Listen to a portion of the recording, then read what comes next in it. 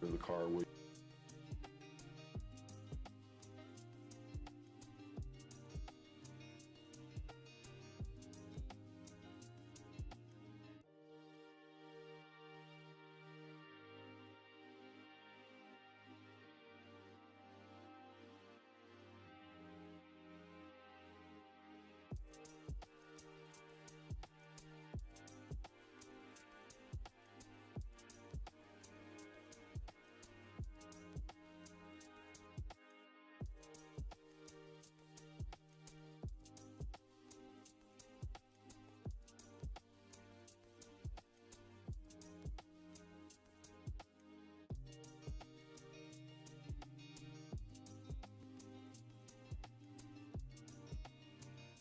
Hello and welcome back to another Games Full of Bugs development stream. I've actually managed to do some work off stream yesterday, quite some work actually. So I'm just continuing off from there. I got my water, I got my potassium, and yeah, we're golden. So what I've been working on yesterday is just kind of adding all of the, all of the texts into the game, and I just have to kind of finish that part off, right? I already have all of these different kinds of enemy types now set in. So now I've decided there's going to be a charger, a blocker, a shooter, a spawner or summoner, and then they're going to have four sizes, which is going to be a critter, a drone, a broodlord, and a tyrant, right? So these are going to be basically a small enemy, a normal enemy, mini boss, and boss, right? So that's ready now. So what I want to do here in this beshizzle is, wait, this is locked. Let's not lock it. I've also added a bunch of new effects. So what is this? Not this. This. So now I also have all of the damage reductions for different types of enemies and different sizes or threat levels, right? So these are now all added in the game. Will they all be used?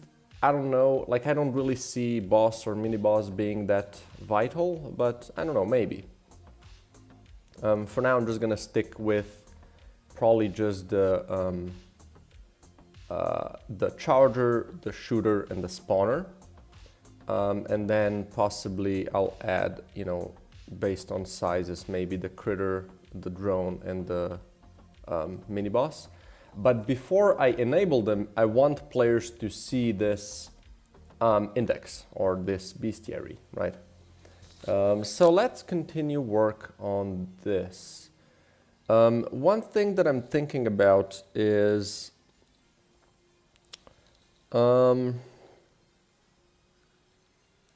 what is this? This is just a no text button. So yeah, what I'm thinking here is to use, I guess I can use the IDs for this, and we can just have this on the bestiary. So we're gonna do a header. And this is going to be for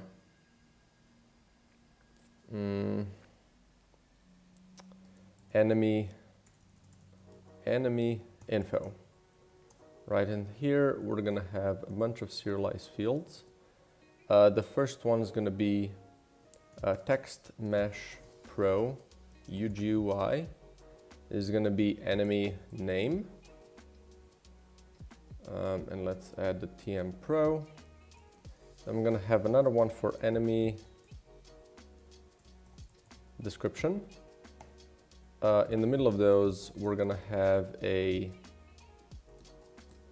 image, which is gonna be the enemy image.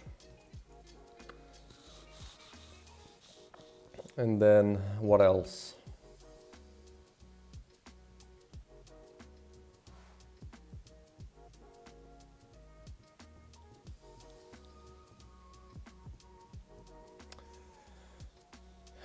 enemy description. Right, and then we need two more images. So one is going to be enemy type, and the other is going to be enemy size. Let's say icon, right?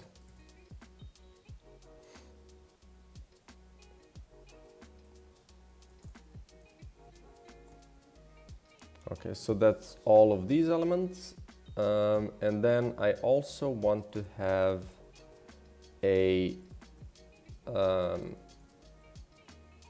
I guess, enemy base array of enemies. All enemies, right? And another thing that I want to add in the enemy base is, so when I have these nice things here, the name and the description, enemy close-up image, right?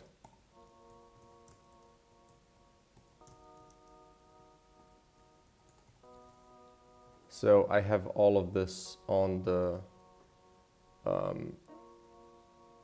prefab, and I don't have to kind of have this in, you know, a couple different places.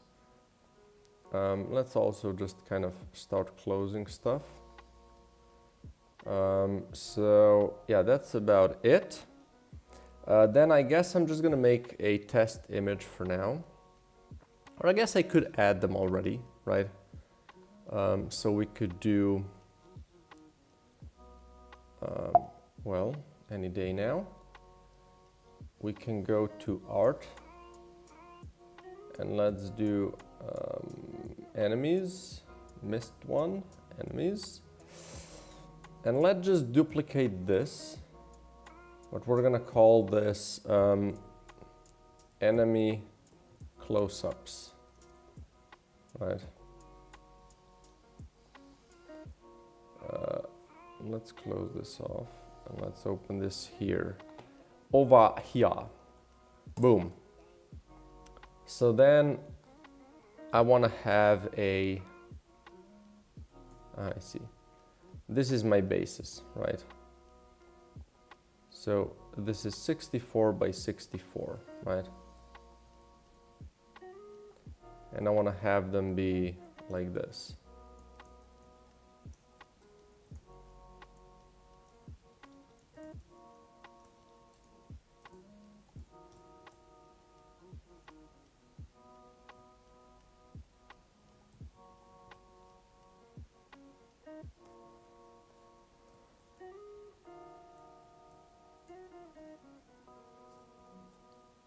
There we go, right? So then I can just kind of add all of them, right? So this can be the big boss.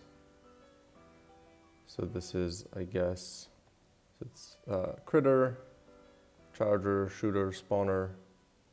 And then let's put him here.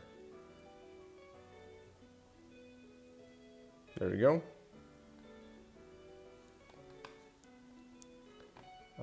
And then these are obviously going to be kind of done later, right? But right now I just want to have them. Let's close some unnecessary crap.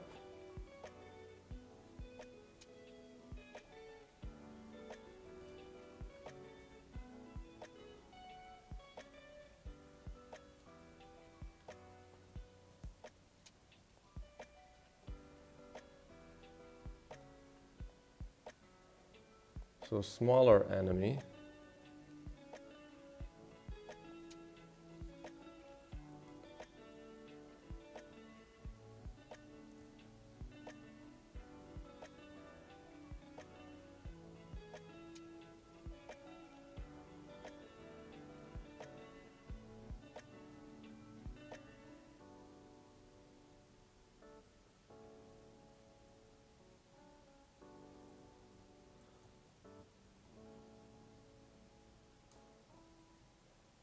Something like this, you know.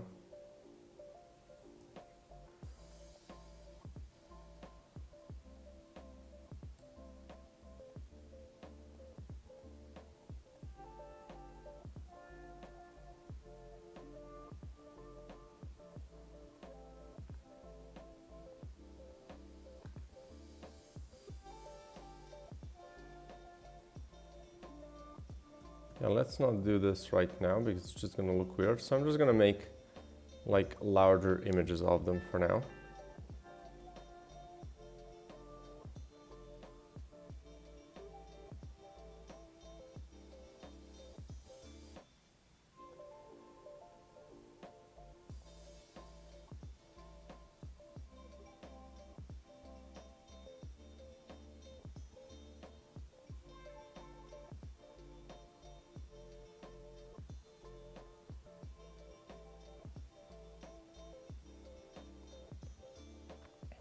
So small enemy.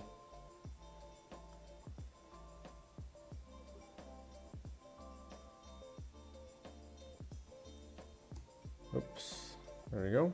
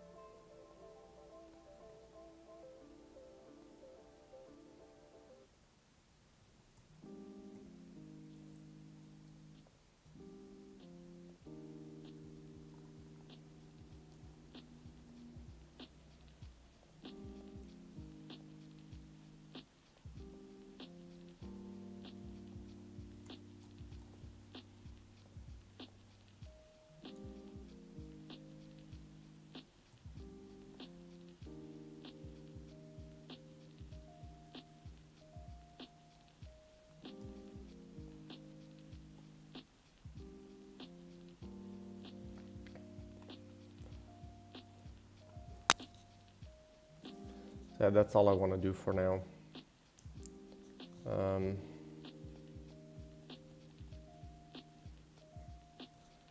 What do we have next? We have the shooter.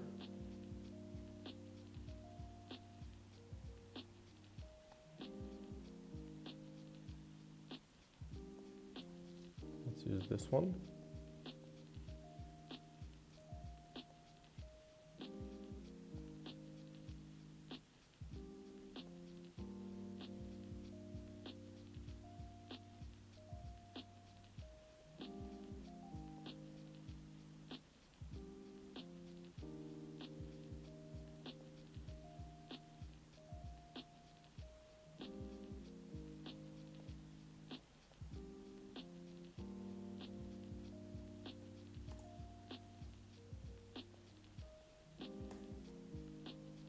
Something like that.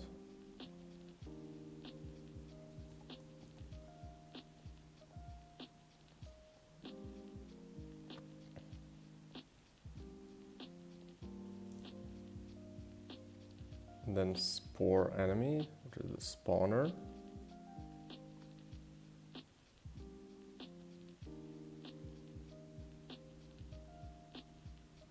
I guess I'm just gonna use this one.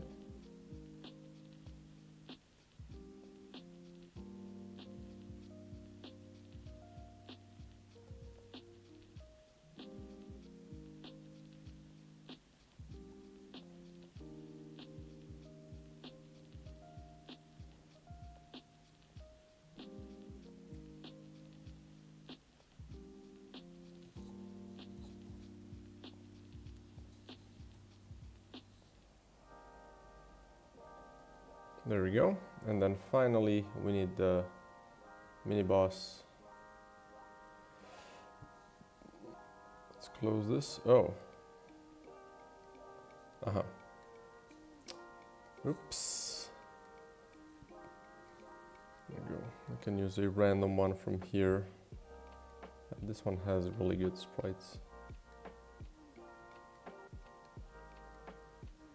Like this one, for instance.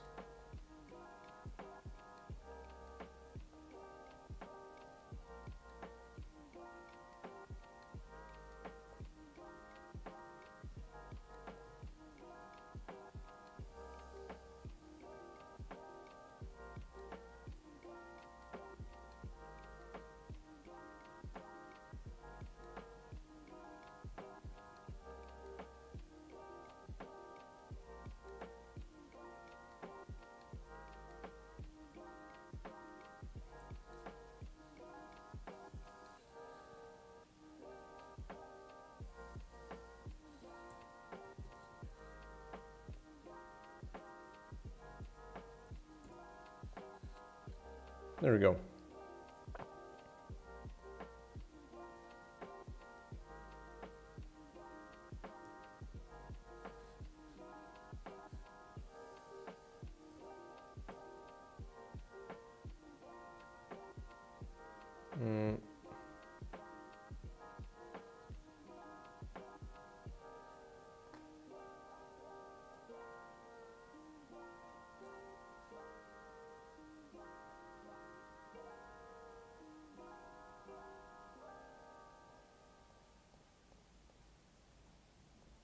There we go. And then we can kind of make the close-ups, whenever, right?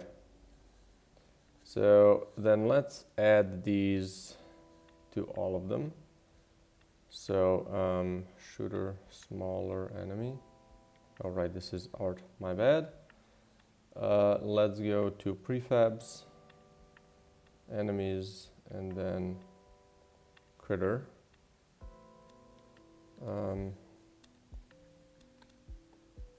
This one uses a close-up, 0. And then charger, this one. And then what else do we have? Shooter.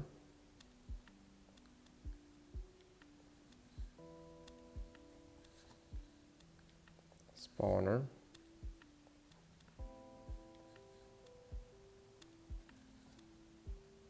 Then we have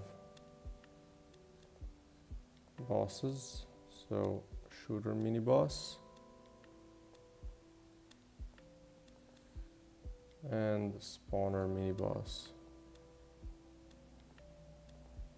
There you go. So these are set. And then in the bestiary, haven't saved it yet, I guess. I haven't saved it. Yeah, I'm just gonna have all of the enemy bases here, and then I can pull all of the info from those, right?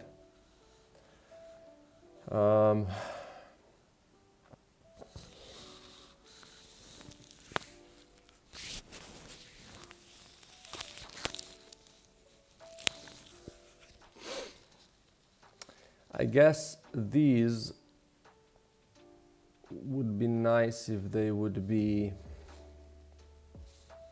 toggles.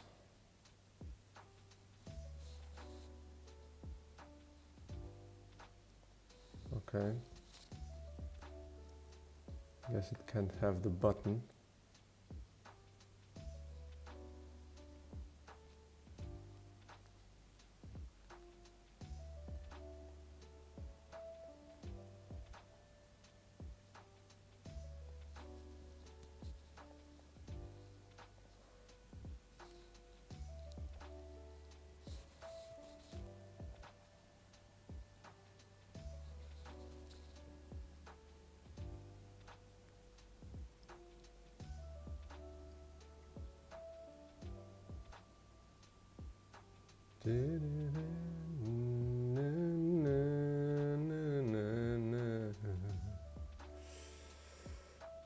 Wait, what if I...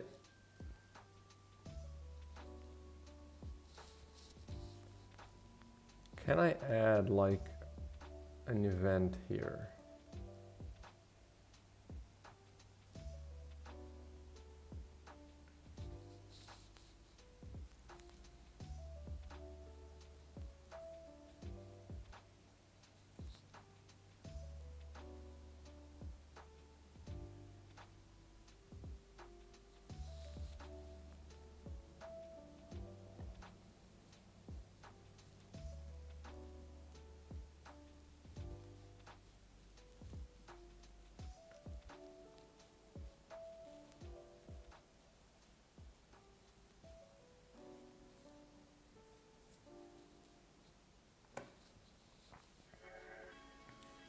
Well, if that's possible, I don't see it.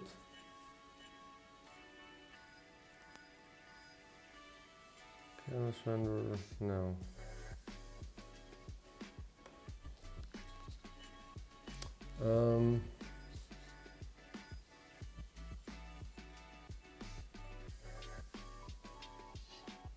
And I guess we can just do these, right? And then on pointer enter we would call that.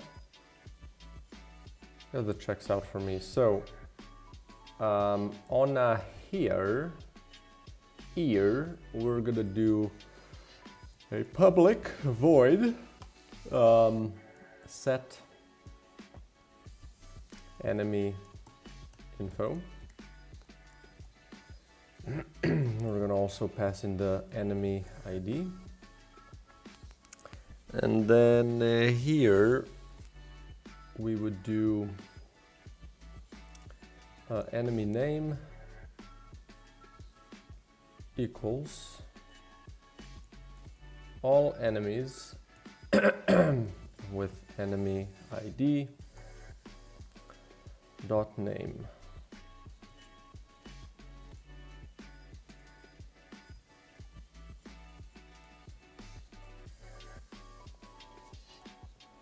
What is this? String. Oh, right. Dot text.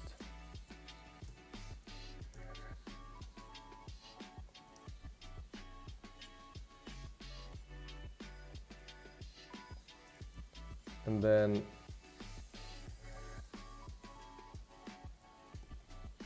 description. And then we would do enemy image dot sprite equals again this, but close-up image, right?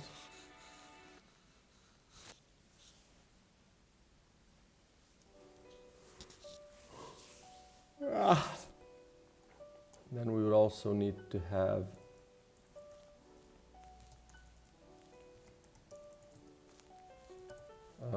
enemy, no, this is going to be sprite array, enemy types, type sprites, and enemy threat sprites, right? And then enemy type icon dot sprite equals to enemy type sprites with type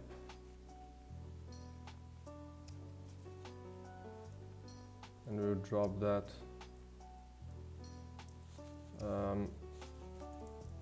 as an int. I just have to check 0 1 2 3 4 0 1 2 3. Yeah, so that should just work. So here we're gonna do enemy threat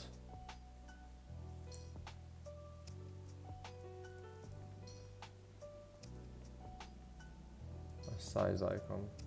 Let's rename this to enemy threat icon. We're gonna do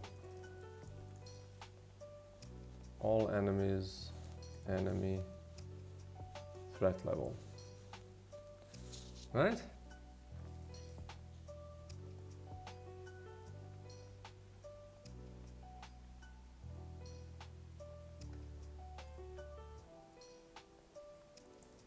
And then here we would also just set the first one.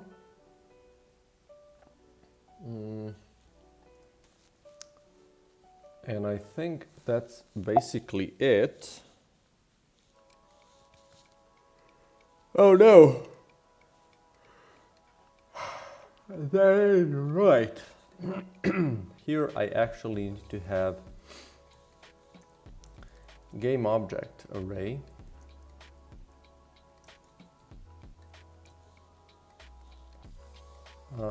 And then and do for int I equals 0 until I is less than enemy type icon dot length count? No, length.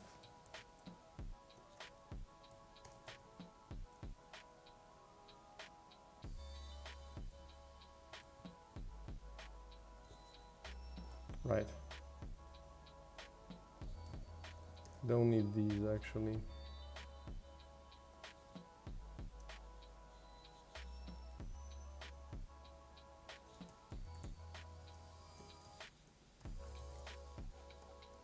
Okay.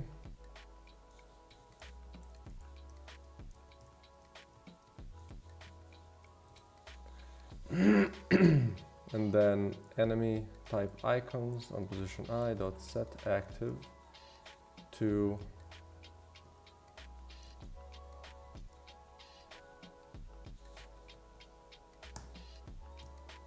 right. And then we're gonna do the same thing. Enemy threat icons. I'm gonna set them active if the enemy threat level is equal to I.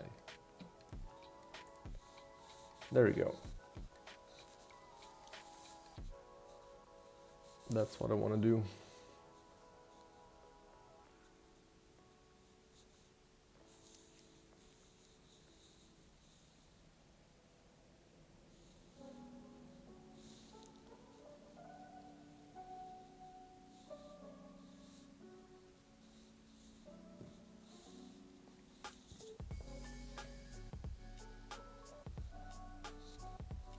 Okay.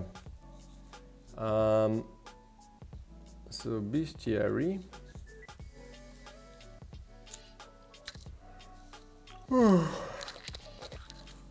Okay, let's lock you up and find our prefabs, enemies. And then we're gonna do critter, charger, shooter, spawner. Let's start with these. Critter, charger, shooter, spawner. And then spawner, miniboss, shooter, miniboss. There we go. And then here they need to be in the same order. So critter, drone, miniboss, boss. That's critter, drone, miniboss, boss. So these are enemy type icons. No, never mind. These are threat icons. And then we have charger, blocker, shooter, spawner. So charger, blocker, shooter, spawner. These are here. There we go. These are now all set. Now I just need to set these. So enemy name text, description text, and close-up image. Right. And then we can close these off. Actually, now all I need to do is set these. So let's unlock. And we're gonna do on enter.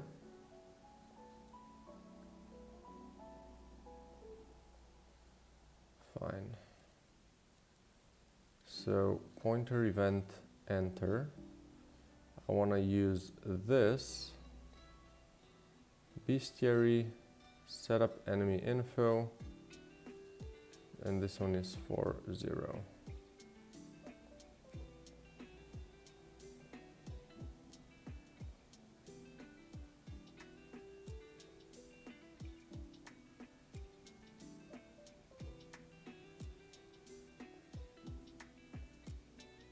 I guess I can just use these, right?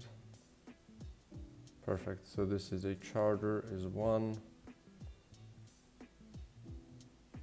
Oh no, this is not good actually.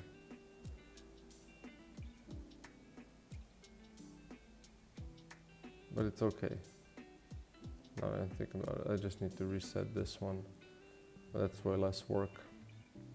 So this is the shooter is 2.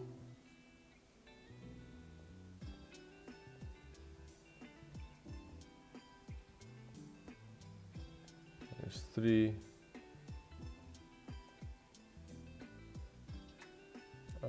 This one is 4. Actually, this one is 5. And this one is 4.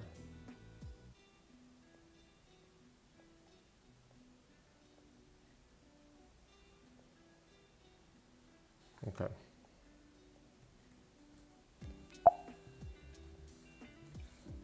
Let's see if this works.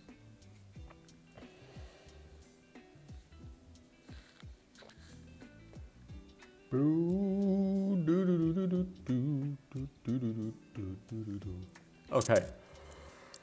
Oh my god. Yeah. So I think I open it with, I think I set it with U. The U button.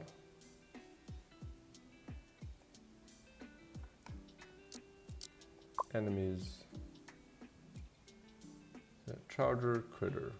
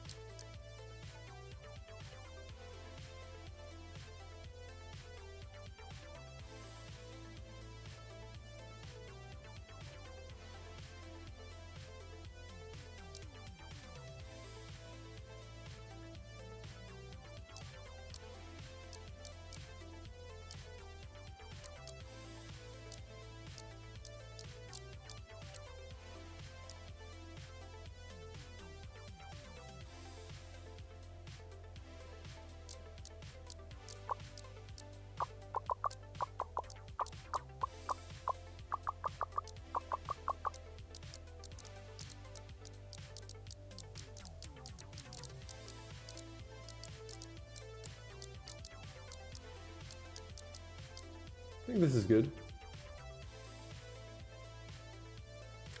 Pixel art games are saturated. That's a question, or is that a statement? Because it's worded like a statement, but you added a question mark at the end. I'm gonna need you to clarify what exactly you mean. Okay, so yeah, I think this is now good. I might just add the, what's it called? The little movement to these when you hover them. Man, I mean, they're definitely, like, how are they saturated? I guess in a way, right? But like, even in pixel art games, there's like a lot of different styles, right? And you can also, you know, kind of perfect your visual style, right? Even if it's pixel art, right? Pixel art games are really hard to look good as well, right? It's the same as, let's say, the regular kind of style, right? But you could also then say, are non-pixel art games saturated, right? It's the same kind of approach. There's like thousands of styles in all kinds of, you know, techniques, right? So for instance, in pixel art, you have a bunch of different styles of how you can, you know, create these games. So I don't think this is much of a, you know, issue, I guess. It's definitely quite a few of them, but so is, you know, every other style, right? There's no style that's like really, oh, this is super like niche, right? Or whatever, non-saturated. At least I think so. There might be some really crazy styles that are like a bit more, how do you say, a bit less popular, right?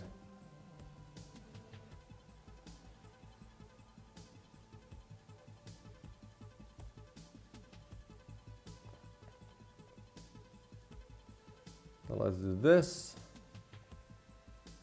And then we're also gonna do,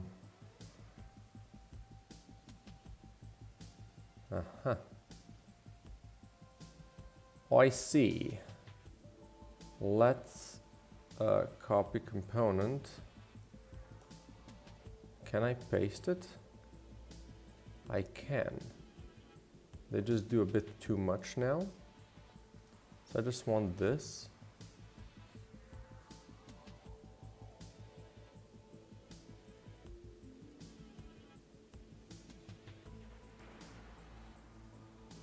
Right, this is a little messed up now.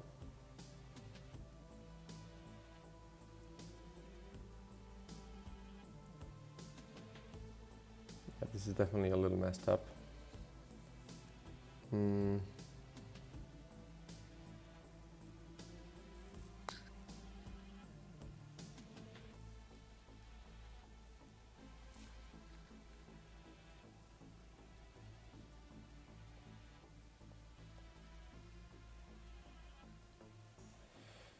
What is your approach to game? Finalize an idea after make story first, or make core mechanics and gameplay loop? Well, for me, I definitely like to... that's actually an interesting question. I don't know, to be sure. Because usually I do think of the theme first. No, is that true? No, for the NecroBouncer, I did choose the theme first. But for this game, I definitely thought about mechanics first. So I think there's no like set approach for me yet. I definitely consider myself a developer that focuses way more on gameplay, right? So on mechanics and gameplay instead of like theme and story. But I definitely, like, I love to have an interesting theme. Maybe I'm not that much focused on the story, even though with this game I'm trying to do that. But yeah, I guess it really depends, right? It depends on like from what angle I get an idea for the game, right? For the first game, I definitely got the idea, or I started the idea from theme, and then I got the idea for the game like mechanically. And then for this one, I definitely thought about, got the idea for mechanics first. And then as I thought about it more and more, I kind of like created the theme around it, right? So I think both can work. At least that's how it was for me, right?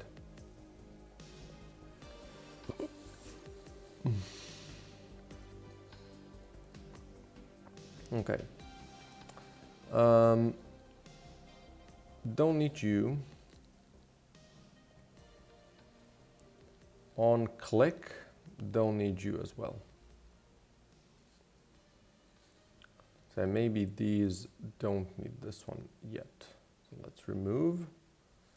And then here, we want to use this sound trigger and then play audio. And then this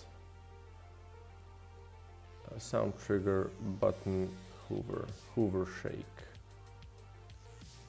right?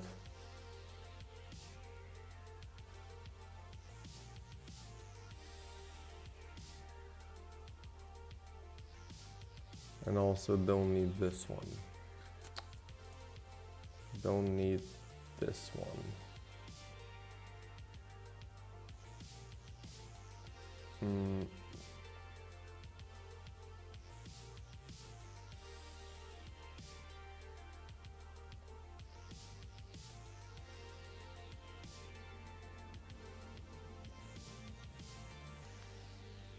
So I'll just do this real quick.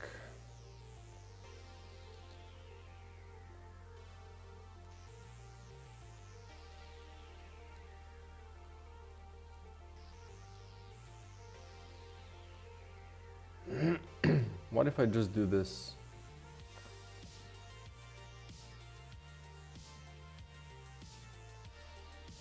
Here.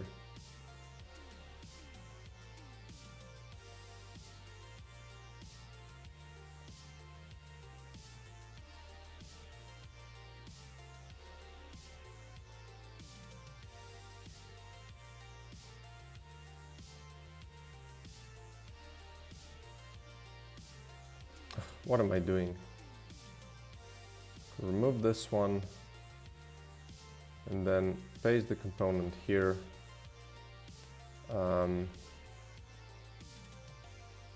Let's also remove these, and then this one can use the top one. So sound trigger,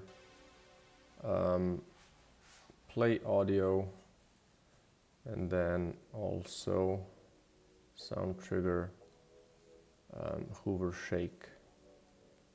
And then I can copy this one and paste it across the board.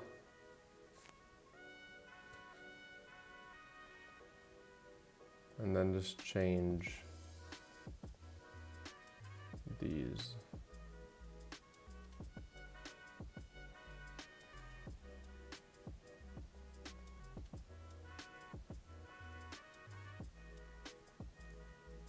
Okay. I think this should now look fairly nice. Ugh.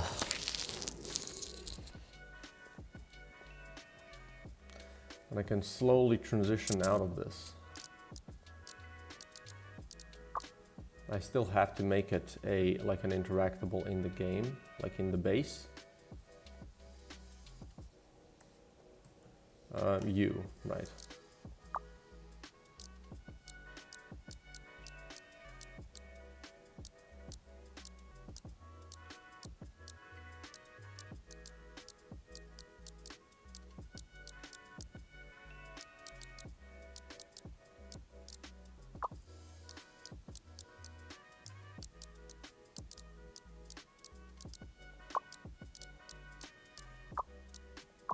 Huh, maybe this should be an on-click event.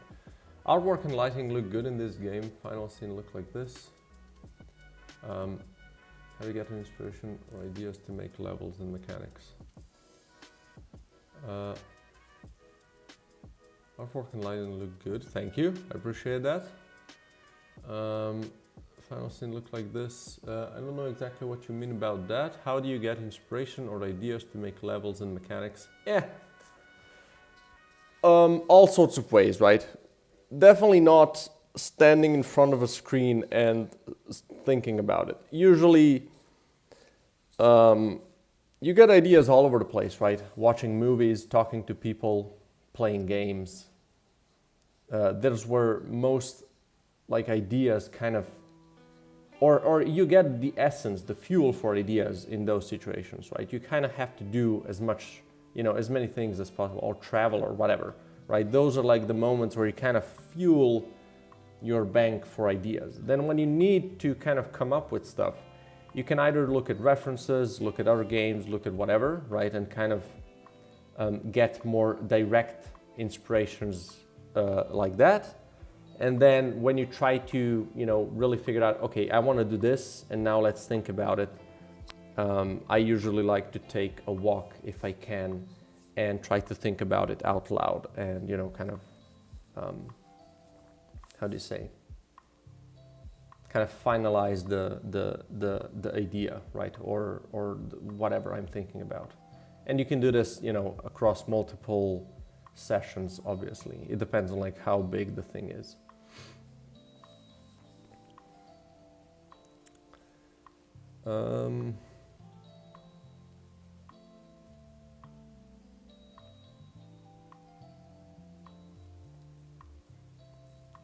So let's do bestiary. We're gonna do set enemy info. We're gonna, oh, really? Great. And this is 5, and this is 4. And then we can remove the bottom ones from here. Why do you remove the top one? Like, how does that make sense? Look at this shit.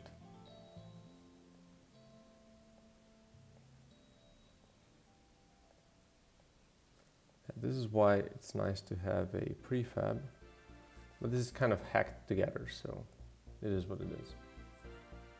No worries, man. Happy to help, I guess. Did it help? Am I just rambling about stuff? Okay.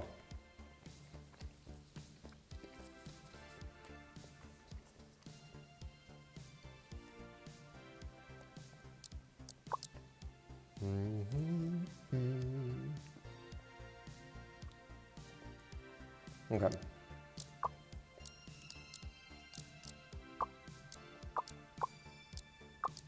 Yeah, I think this is better. So you actually have to click them.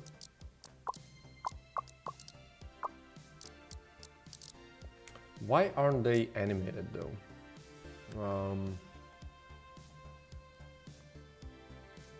Canvas, main, bestiary, enemies.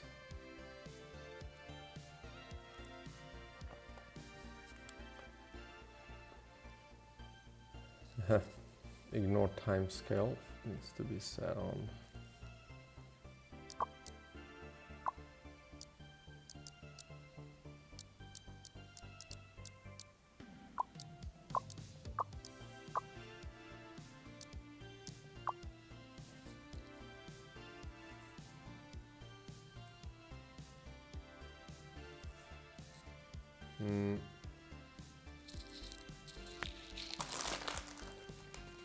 Okay, well, there's still a bit more work to be done.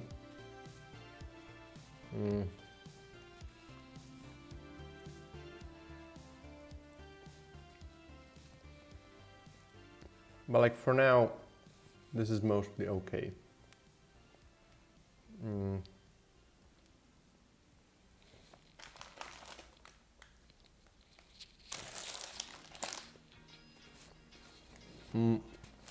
Now I just need a place where this is going to be open, right?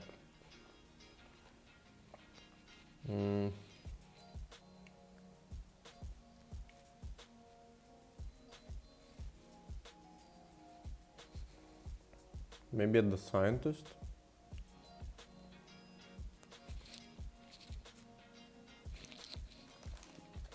He could be gathering, or maybe it could be like in multiple places, right? So everybody kind of has access to it, you know? I think that would be nice. So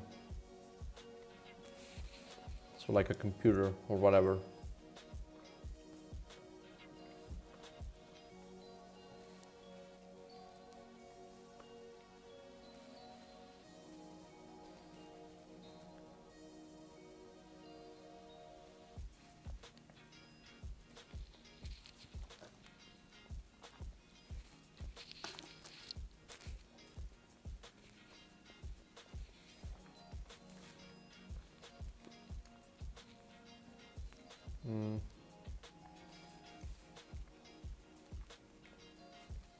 Later, this could also be, you know, like a computer that you pull up, right?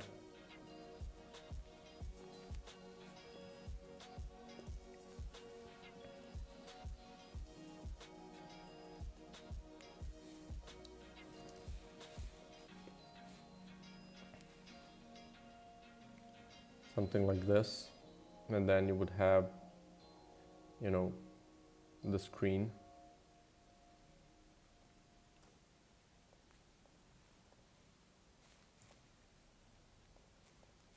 Where all of this info would be set, right?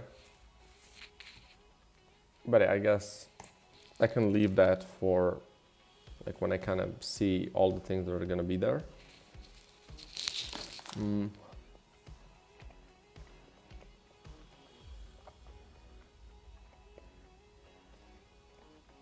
There we go.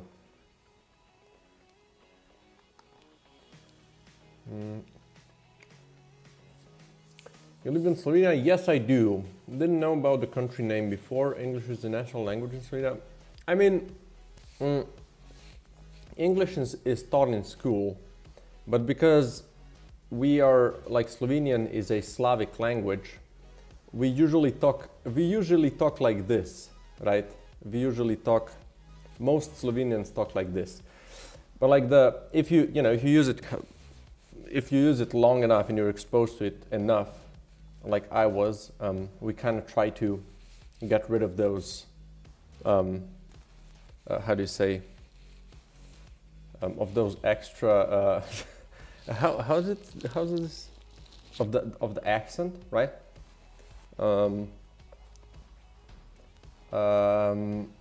But yeah, most people here do understand English, at least like the younger generations, right?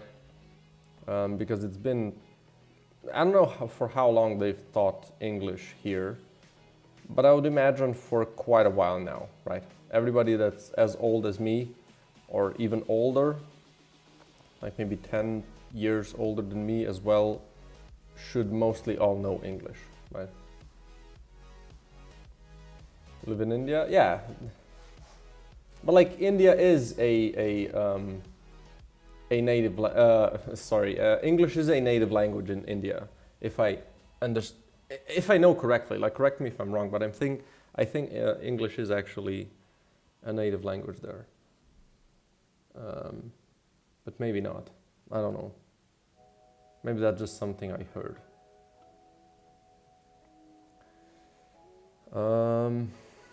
Okay, so what do I want to do? I guess I want to do just a small little computer, right? I'm gonna draw it somewhere here. I mean, I do already have like these computer thingies, so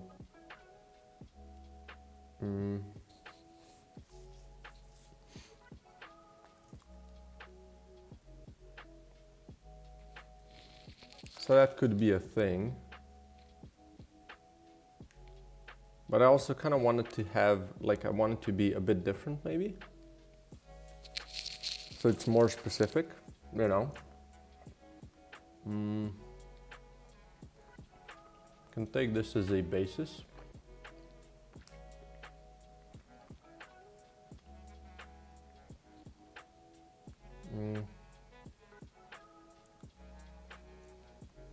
Something more like this.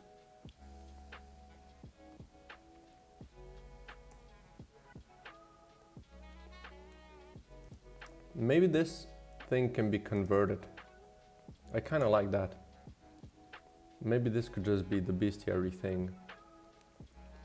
So let's copy you. And let's, you know,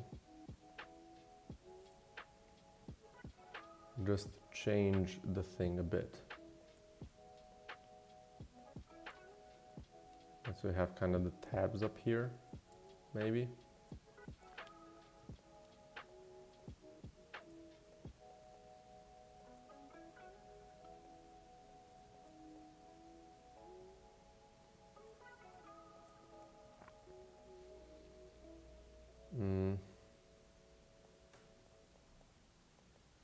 It's like selected or something.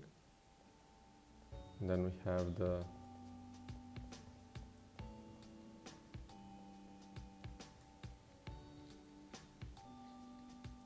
we also learn in schools, in my country, regional languages, every state speaks their own language.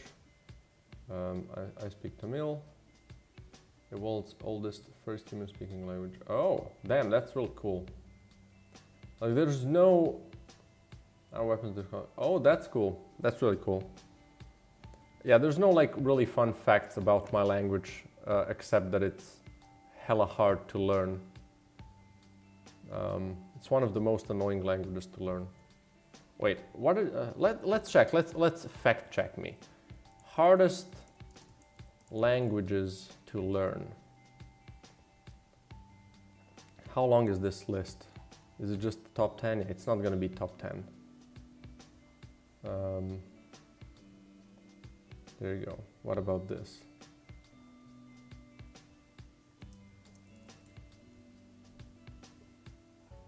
Interestingly not. Wait, this is again just the first couple. Didn't it say top 50? That bitch. Serbian, right? Bulgarian, Serbian, Albanian, Turkish, Farsi, Greek, Russian, Hindi, Vietnamese, Thai, Japanese. What? Serbian? Why? Because of the Cyrillic?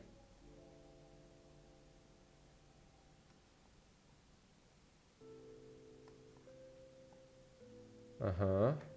Notoriously difficult. Okay, sure. 7 tenses, sure. a consonant. Huh. I'm pretty sure Slovenian is harder than Serbian, apart from not having Cyrillic, right?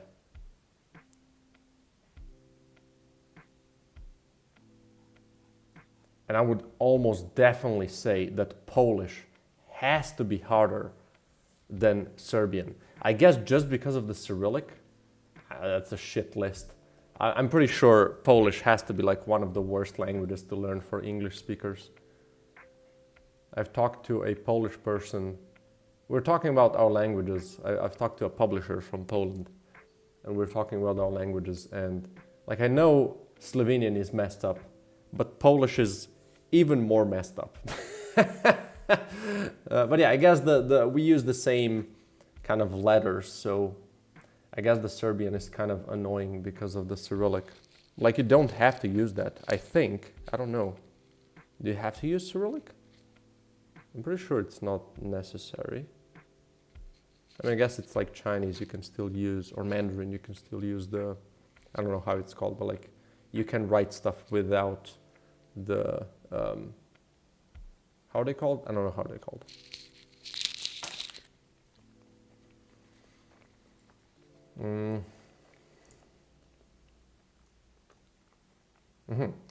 Okay.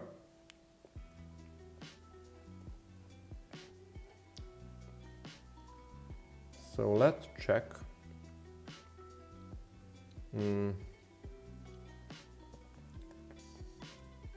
First, we're gonna remove this shield, and this needs to be a static instance of bestiary. And then what we can do, we're gonna place this machine in all kinds of places. Maybe I could write another orientation for it, right?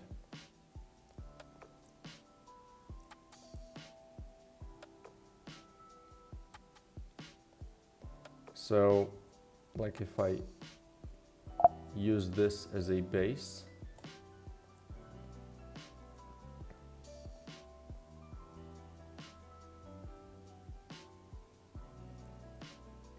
and then I guess this would be the back box.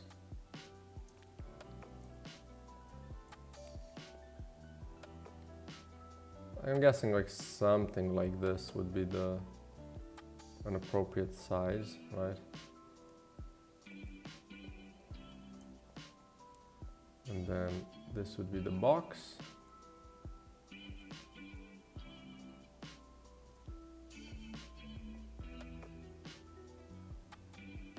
And then I guess the whole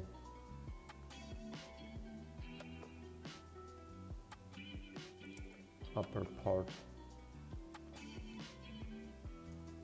But I guess this whole thing would be lower, right? We need to kind of have this be yay high. Or a bit more, maybe?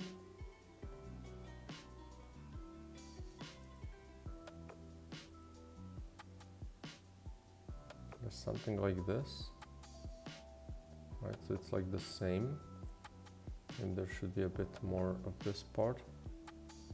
Something like that, right? Do you have any plans to make secondary animation like bus, trees, a little bit move on wind passing, light flickering, computer light bulbs? Oh yeah, for sure, right? This all depends on like how much time I'll have to, you know, to add flavor, right? But I definitely want to do those, right? I definitely want to do, like, I want to cram the thing with as much flavor as possible. Maybe it can be a bit wider. So like this.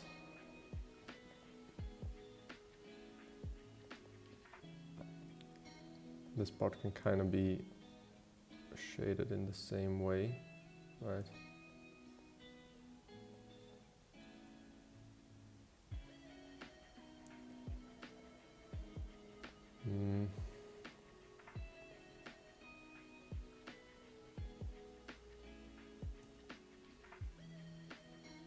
we go.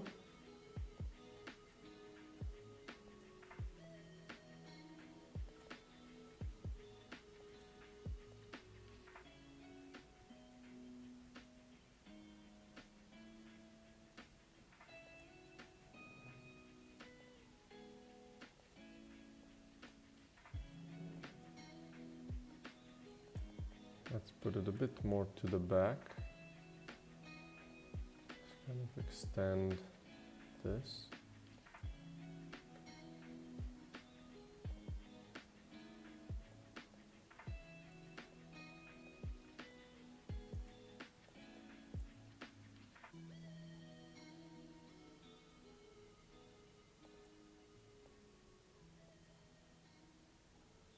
Oops.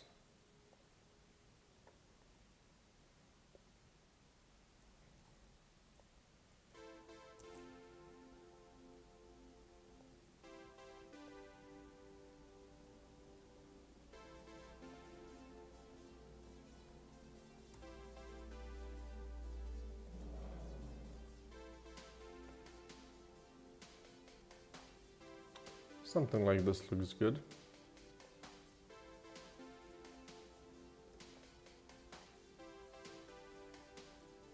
It's a bit less wide, but that's fine.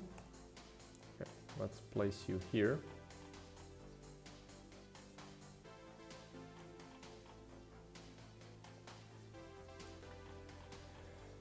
And let's go to environment, and then we have our med bay, then stuff.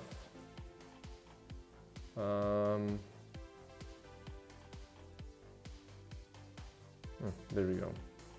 And let's call this bestiary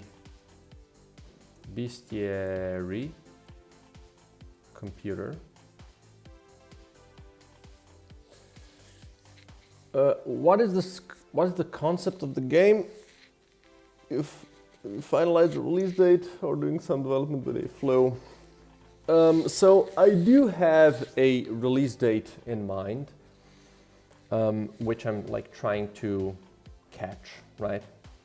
But I don't want to say it yet, right? It's going to be announced when the time is right. And the concept of the game is, like the short pitch is, you're playing a programmer who's fighting an alien invasion of bugs by building a magazine of bullets, like building a deck of cards in a deck builder. So how this looks, I'll really quickly show you. I don't know why Unity is taking such a long time. Wait, maybe I need to restart. It feels like it's struggling a lot. So there might be like some, I don't know what kind of issue could be, but let's just restart it.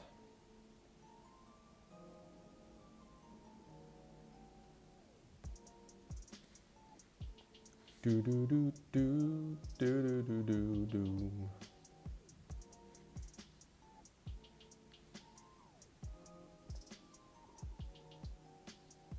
Okay.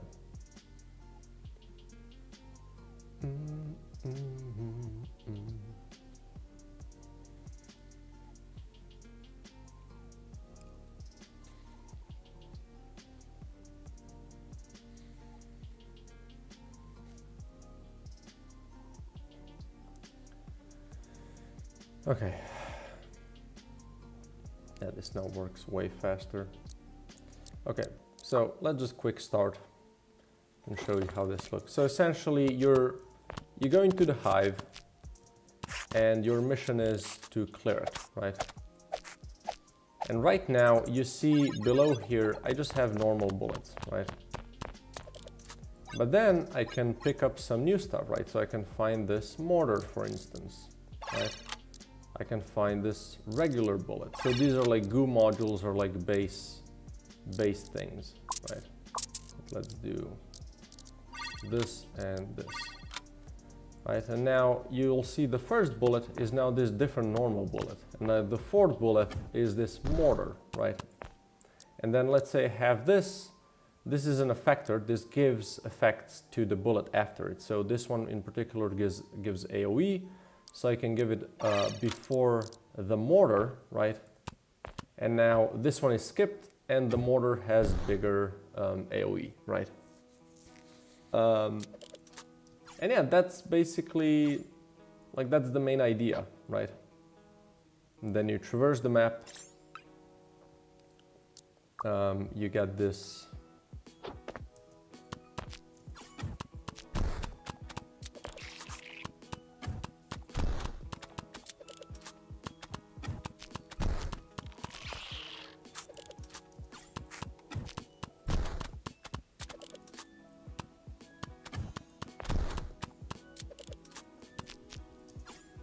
There we go. And then you get items, right? Classic stuff.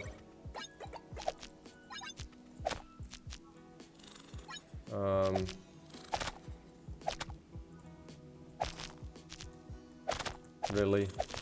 There we go. Okay, and then the second thing is these modules, right? So these modules can, let's say I bring this here, and then I can, you know, attach stuff below. You see when it shines up, right? So now that I've shined this up, or that I've equipped this to these two, now these two bullets also have these effects, right? So they have a bit more damage and they have a bit more pierce, right?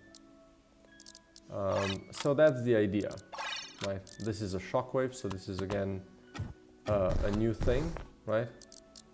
Oh, this one has... They can also get bugs, right? So they can get like additional effects and they're like positive and negative, right? So this is, the shell is like a short range shot, but because it got reduced range, it's, you know, really, really short, right? Well, like close up, it's still gonna do a shit ton of damage. So yeah, this was for the hard room. And then I have these events that you can find, right? They have like unknown consequences, which are gonna be learned like after the first time you encounter and try something, you're gonna see it the next time. So let's say I decide to shoot it, and then it tells you what's gonna happen. So this is gonna spawn everything, which is not too big of a deal since I have the stronger melee.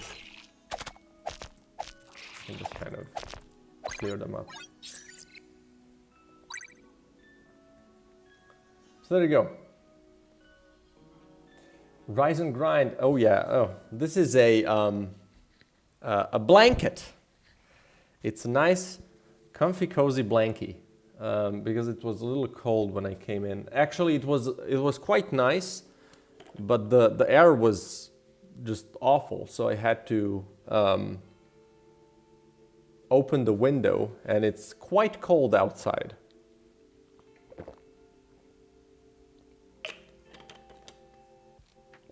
Okay.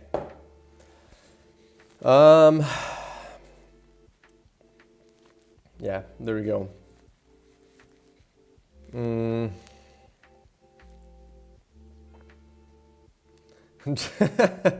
I mean, you know, you get used to it, right? You just have to get a couple of whiffs of the stink, and then it's all good. Okay, so bestiary, yeah. Let's add a lab, no, medbay, stuff, bestiary computer. So bestiary computer now needs to have an interactable trigger thingamajig. I guess I'm gonna do the dialogue trigger, and it could have different things it could do, right? First, let's position it here. Should it be higher? Possibly. So we're doing fire logic. Yeah, so I tried to do the thing you suggested with the distance kind of checking, but the game almost didn't work anymore, right? It wasn't good. But like I wasted like 3 hours in trying to do it differently. But in those 3 hours, even though I just reverted the changes back, I found out that I was spawning thousands of fires for just a small little fire. I was spawning thousands of them because I had some messed up logic for the fire that is spawned on a unit. So if a unit is like, if it catches fire, then I spawn little fires on top of it. And then I just kind of counted how many fires it has on and how many fires there are below, and that's what would deal damage. And because it was a hacked on solution back then, I just kind of made it, you know, I saw that when there were too many fires on a unit, it looked weird. So I just made, you know, if there's more than 2 fires, the rest of them are just invisible, but they're still instantiated on it. So it was really messed up because I was spawning like, you know, tens of fires on each shrub, and then when the whole screen was burning, that was like a lot of instantiations for no reason, for something that wasn't in the game. So I just changed that to just count it up and then just spawn whenever I need to actually show it visually, right? And that improved performance like 100-fold, or let's say at least 50-fold, right? So like if I check it now, actually, this is something that I wanted to do today. Just check how well the fire actually works. For this test, I also want to do a base level gen. This isn't the base one, is it? Or maybe it is. Shrubbery.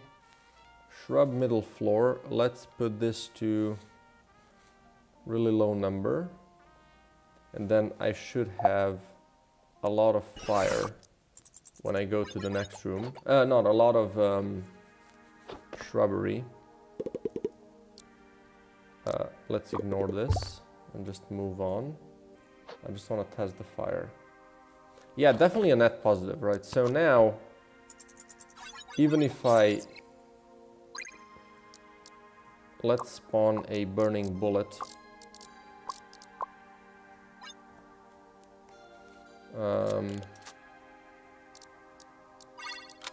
There we go.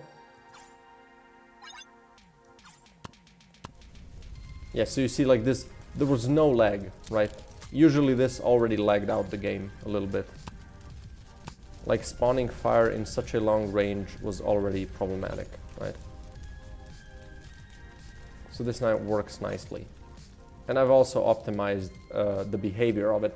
Yeah, that's also really big. Apart from not spawning them on enemies as much, I also made it so when I spawn multiples of them, instead of spawning them and then, you know, combining them, I kind of just add duration to the ones that are in the vicinity. And then if the duration is high enough, I change it to the bigger fire, right? So it works a lot more efficiently. It has to spawn a lot less stuff. And now also if I do stuff like, you know, mortars with, let's say, a lot of AoE, this I think could still lag the game a bit, especially if it catches fire immediately. But let's see.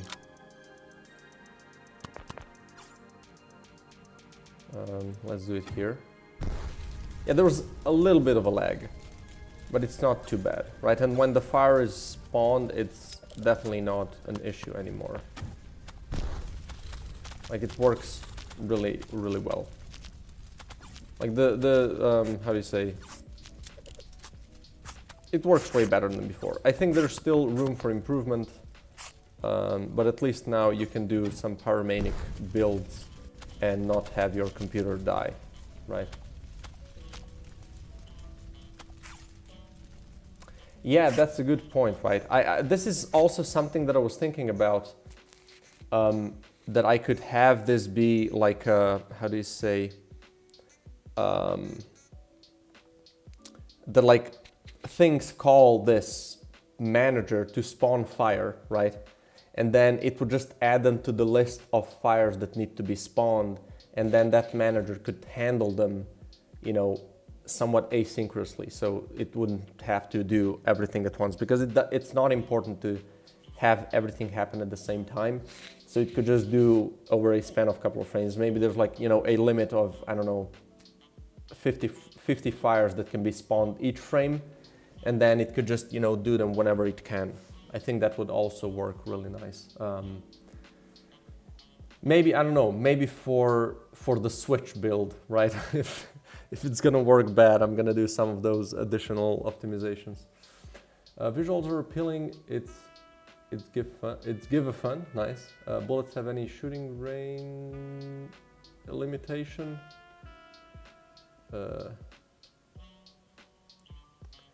There's all kinds of bullets, right? Bullets have different rarities. They can have all kinds of effects. They're generated, so anything can happen, right? As a player, I feel I want to control to choose weapons, like specific weapons more.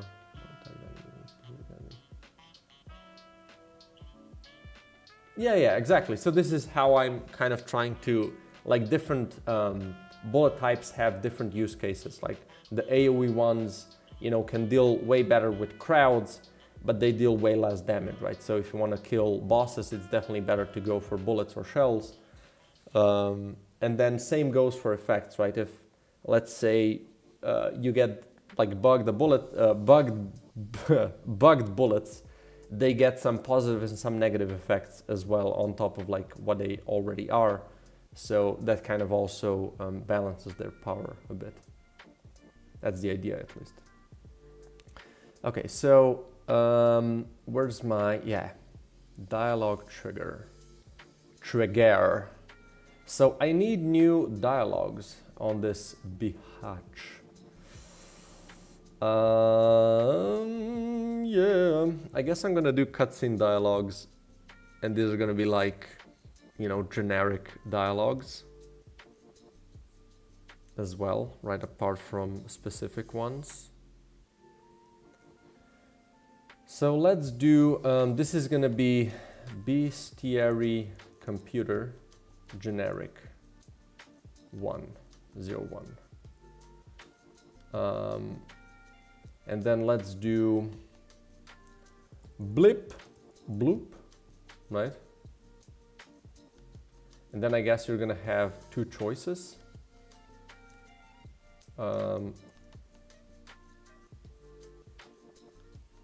Let's do bestiary PC, so it's not so big. PC, generic. And then copy this one here, and then choice 101, and I guess it's just gonna have two choices, right? So blip bloop, it opens, it turns on, right? And then we can do, we're gonna have turn it off, or open bestiary. Then we can do some like these, you know.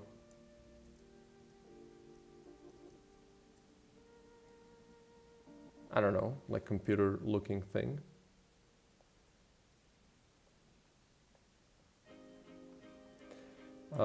So this is the cutscene dialogues. Let's go to the thing. Where is it? This. Yeah, this is also back to normal. The old regular string tables, dialogues, cutscenes, and let's check if they were correctly pulled in. There we go, good. I'm gonna copy this one, and then I want to make a new dialogue. So these are gonna be, let's create a folder. This is gonna be various. Right, and I need a new script as well. No, no, no, no, no, no, no, no, no, no, no, no, no, no, no. Where is this?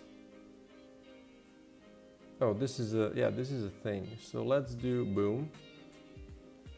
But this is gonna be various dialogue SO. Various dialogues SO. We're gonna call this various dialogues SO.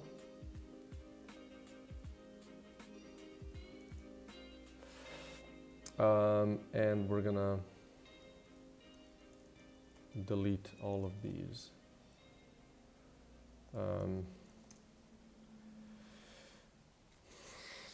I think this is it, just to basically first fix it. Yep, they're still gonna use. Where do I use these? UI? Oh, SO icons. Please and thank you. I guess I can just use the dialogue icon. So give me the,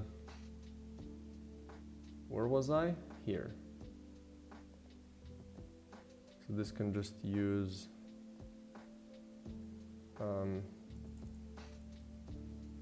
dialogue icon.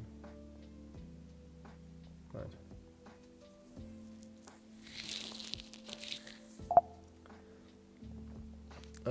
Okay, so this is ready, and then we're gonna do create a folder, and this is gonna be bestiary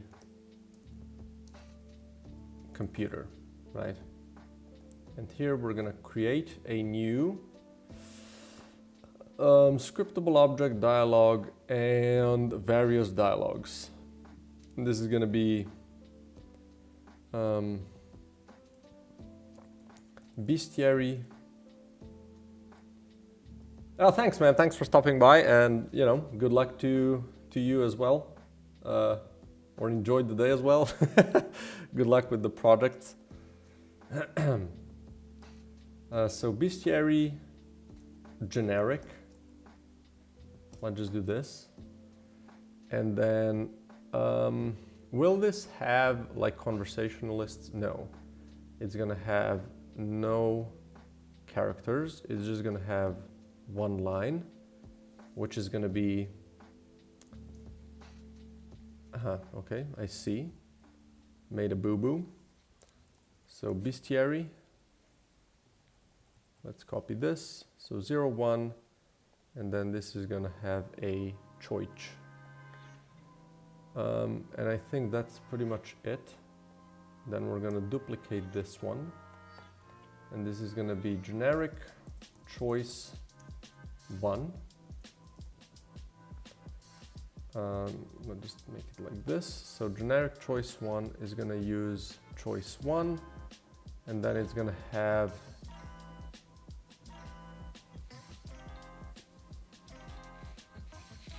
I guess it's just gonna have an end, right? And event 0 and end. And then we're gonna have a choice 2, which is gonna use the second one. It's gonna have event 1. Now actually choice 2 is the closing, so it just needs end, right? And then choice 1 has the, let's do 1. And then here we're gonna do open bestiary. So we're gonna do bestiary.instance.open bestiary. Right. That's pretty much it.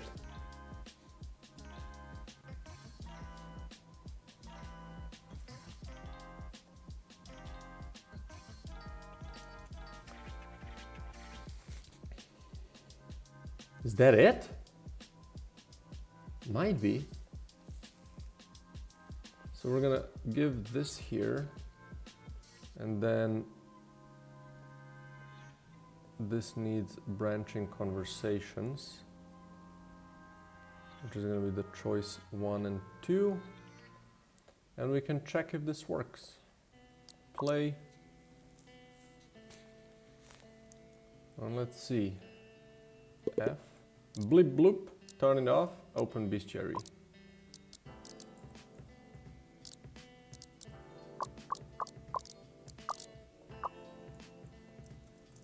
Yeah, it just makes this little issue.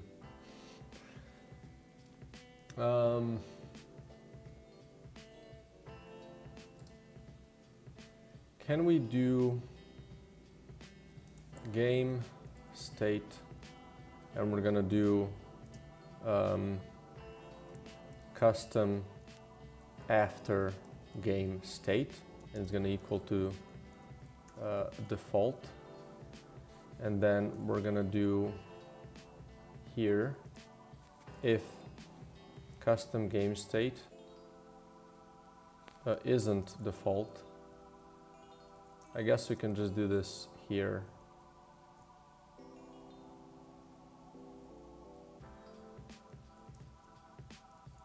So let's do this, and then question mark custom game state after, otherwise just use the current one. And then here we're gonna do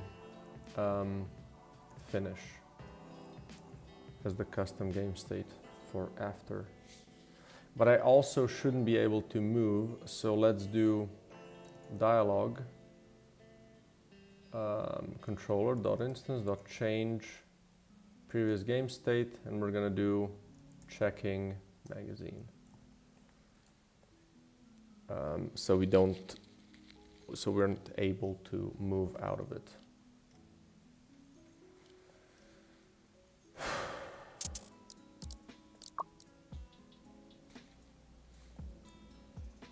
Okay. Bleep bloop. Turn it off. Bleep bloop. Can I move? I can't. Can check the bestiary. And then I can move.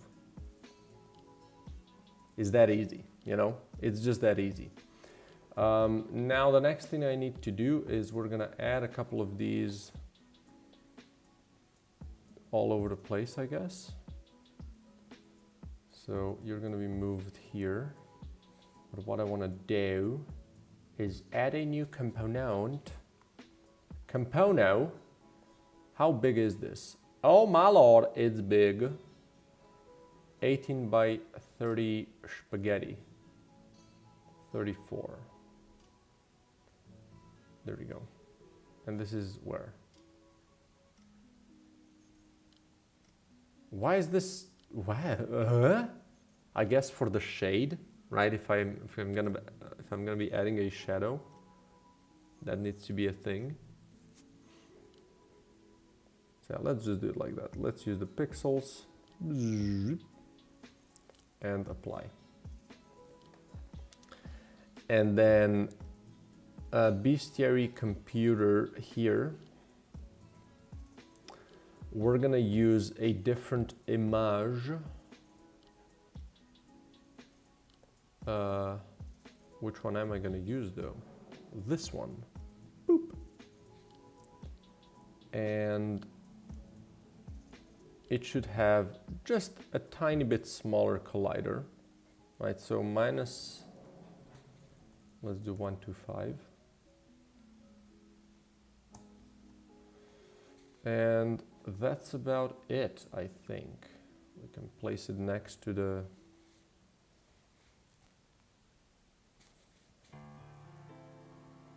wall.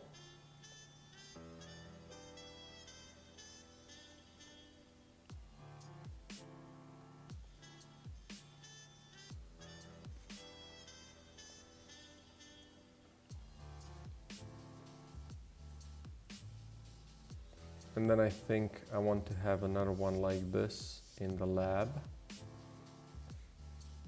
right? There you go. About here, looks good, I think.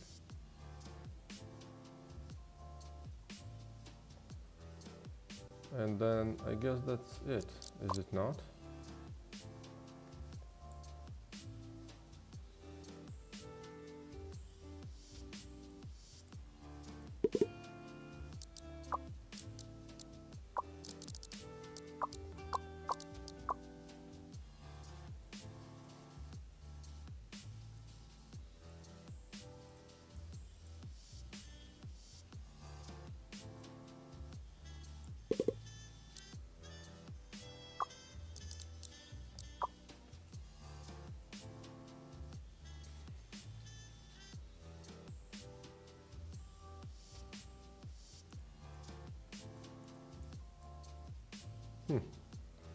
That looks good. This one doesn't though. Like it should be behind a little later. So let's fix that real quick.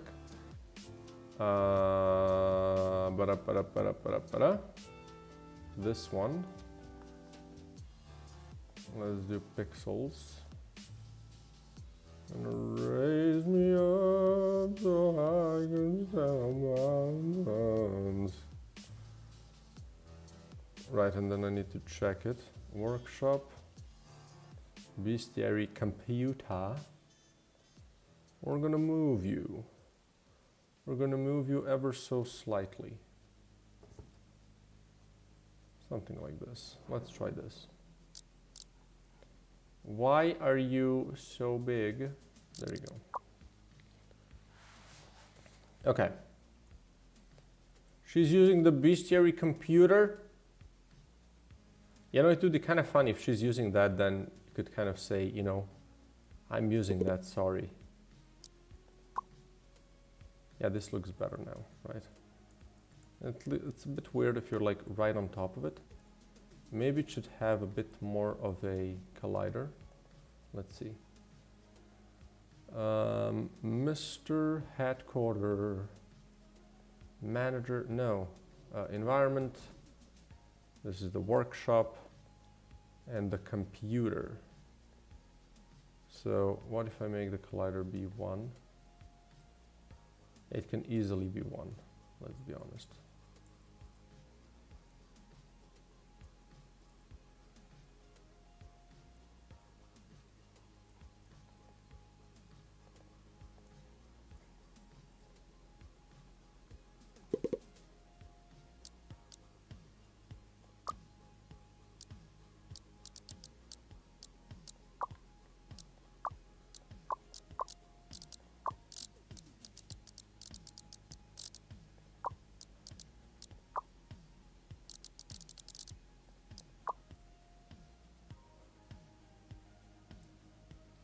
And then this one down here also works, right?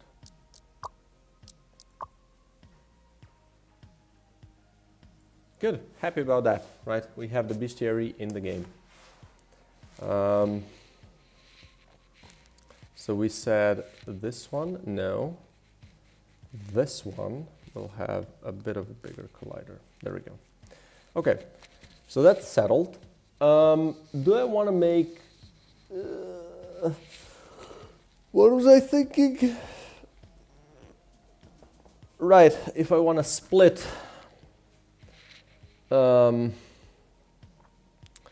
if I want to do a little bit of a splitty on the, what's it called?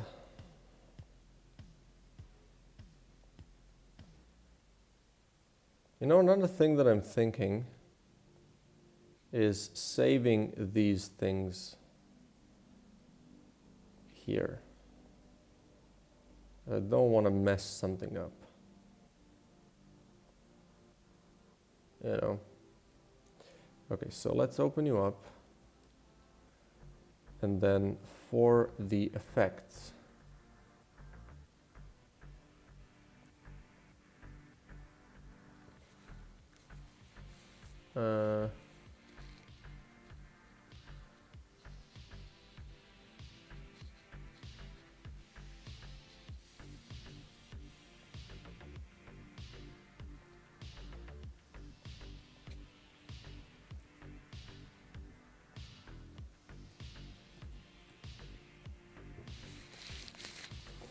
What am I thinking is, how do I split them though?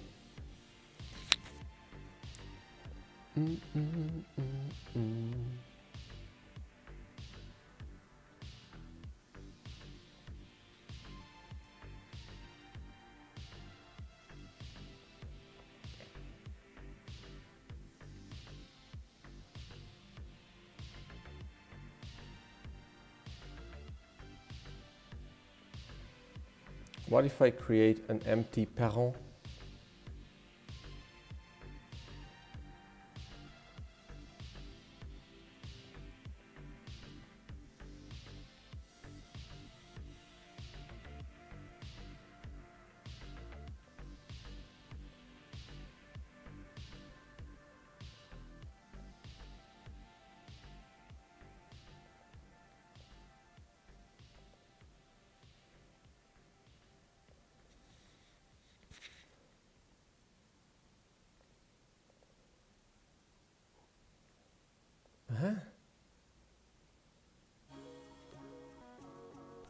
What are you why are you stretched so far?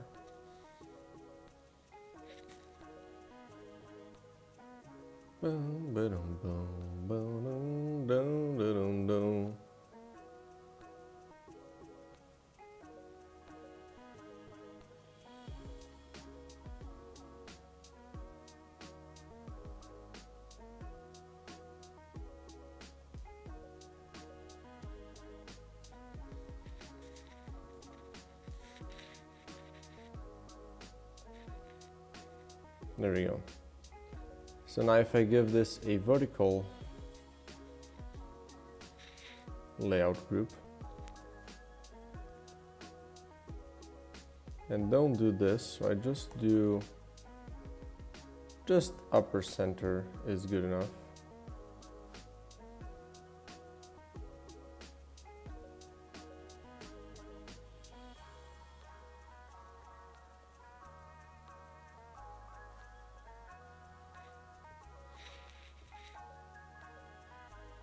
Wait.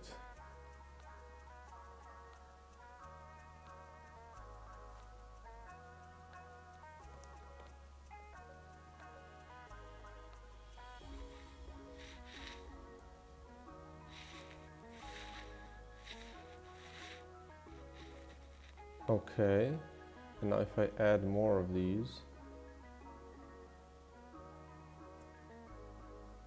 okay, and then if I add another one, it's just nicely below. Good, that's actually good.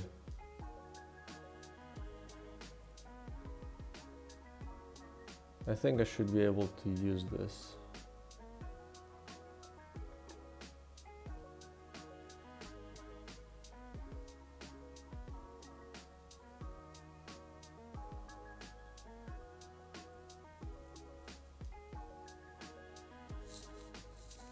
So content, and this is then positive and negative. Or let's do bugs, and let's do conditions, right?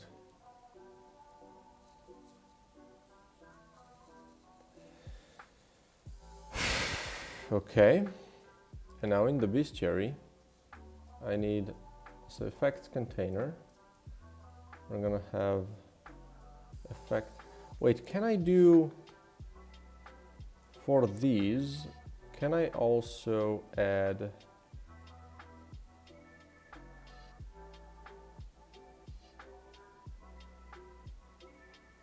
I can definitely add padding, right? Yeah, I can. So I can then also add a UI text. Yes. So let's do text H1. I don't want H1. I want M probably. We're gonna give this a layout element. We're gonna ignore the layout. And then we're gonna place it right at the top. Right at the top. This is on 0 and this is on 1, and then this should be correct, and it can definitely be a lot wider, right? Position to the left. Maybe we can do like 10, maybe 5. The height can be 12. Okay, 16, sure. And it can say positive effects, you know.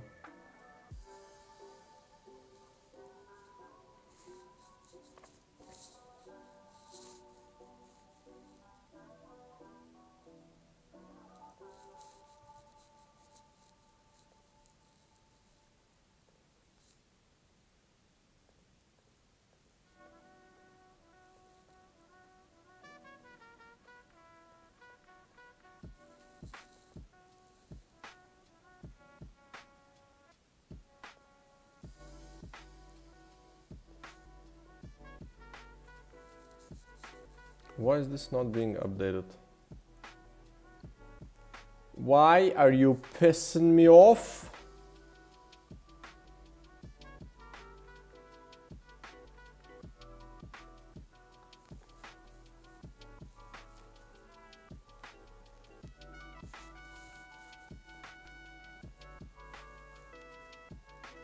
There you go. That wasn't too hard, was it?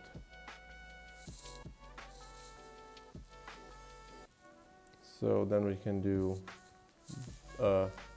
conditions.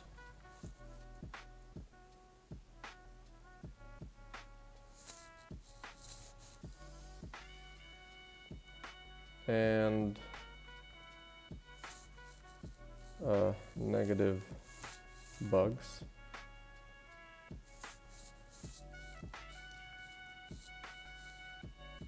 Right.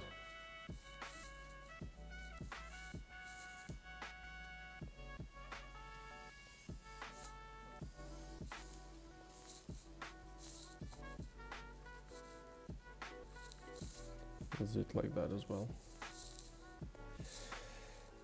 Okay, so now I have the positive effects container,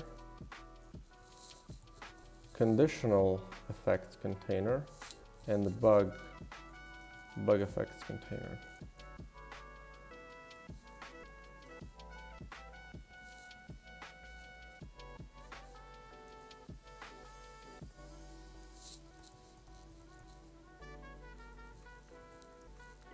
Right.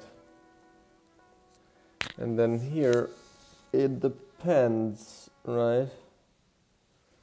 So here we're gonna do all of these,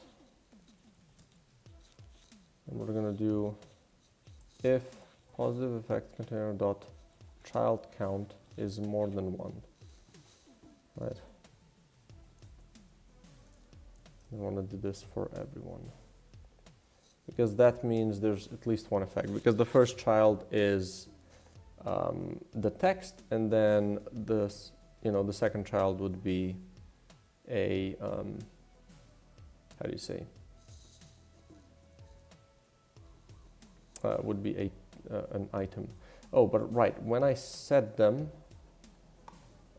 setup effects,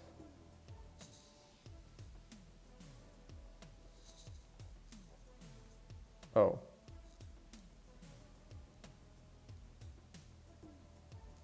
shit.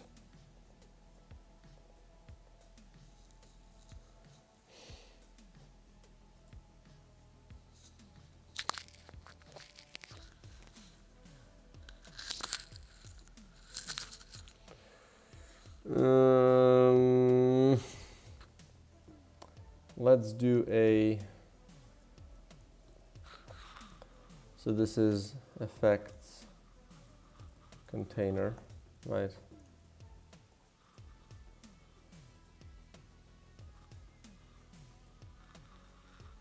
And let's do this one as well.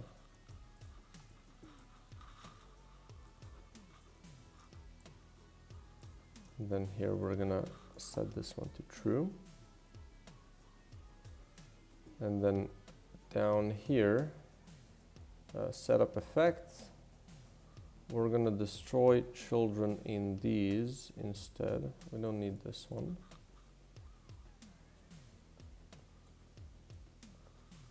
Wait, but can I do destroy except first view? Right, there you go, that's what I want to do. So positive, conditional, debug effects, and then we do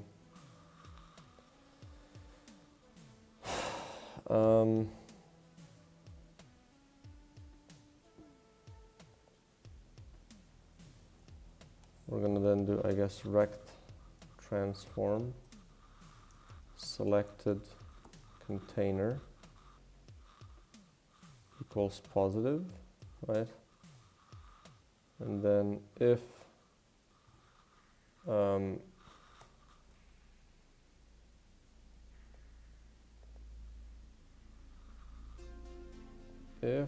this dot is condition, then we're going to do selected container equals conditional effects container, and then else if it's a negative, can be negative bug,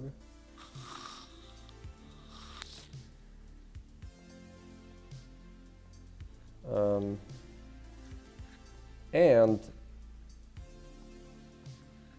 is condition is false, right? Then we're gonna do bug effect container. Well, I guess, yeah, I don't need to check this one because it's already up there. And then here we're gonna drop it in the selected container. I think that's all I need to do, I'm pretty sure. I'm a 20% sure.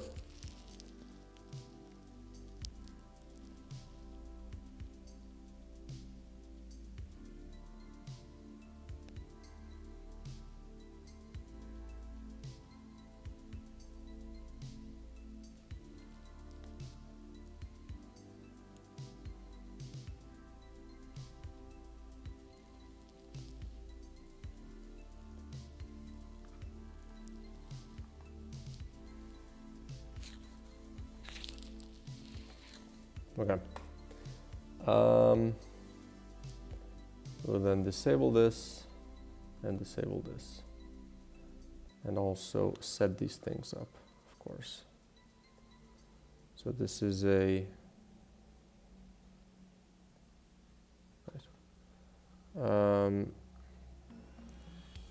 positive conditions effects container. Negative. Wait, what?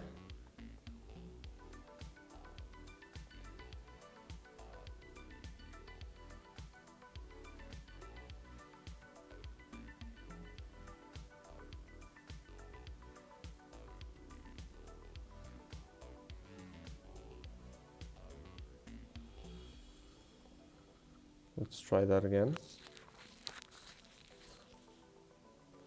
Let's just drop a space here, you know.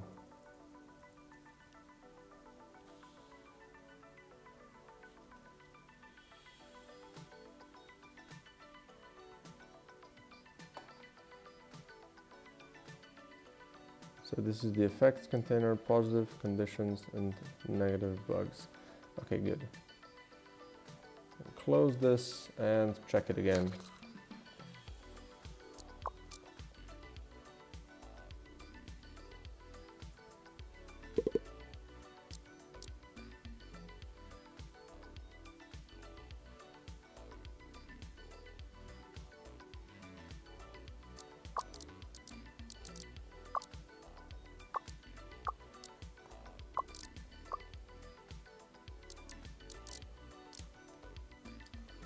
Well, something didn't work.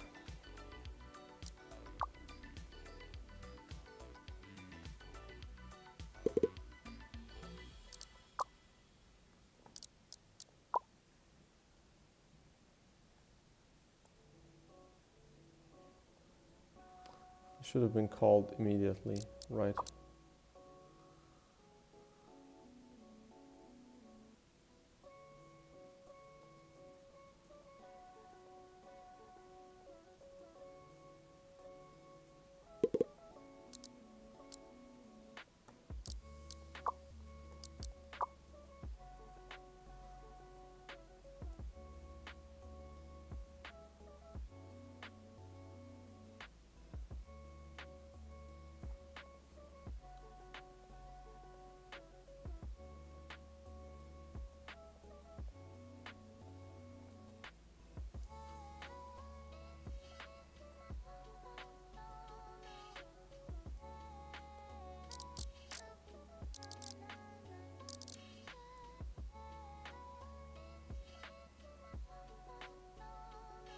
Hmm.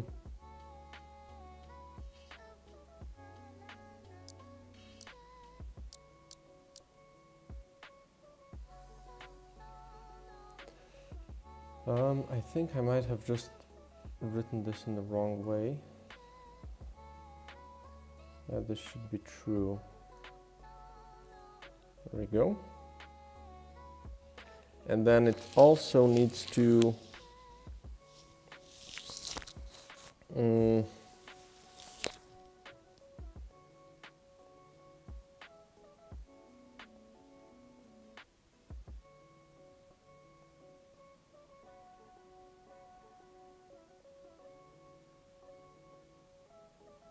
this is what I need.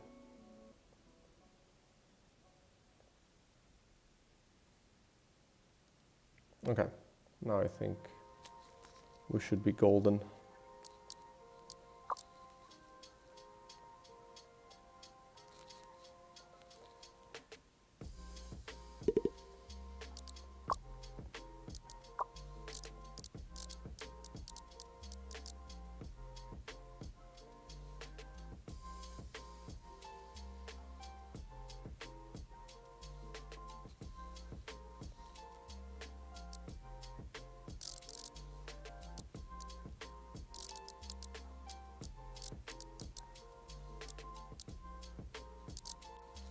Oh.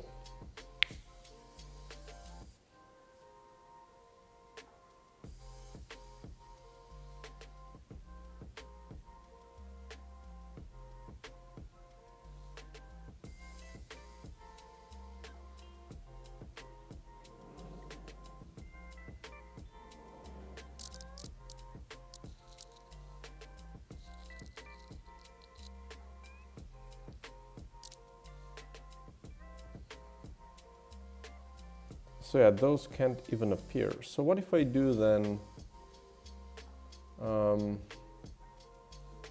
I can fix this.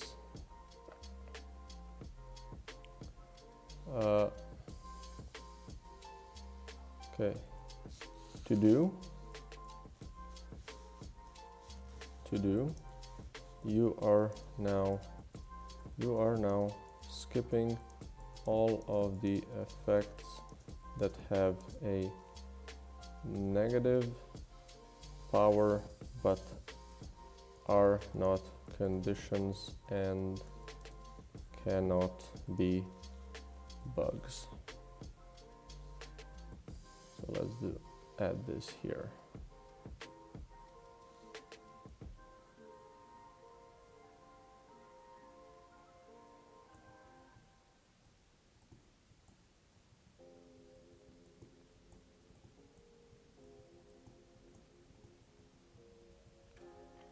So we're gonna do else if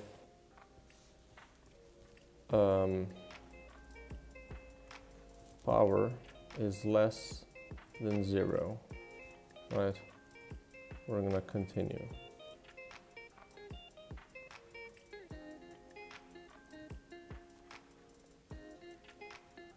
There you go. So that should now skip all of the ones that cannot be bugs, but also have power less than 0.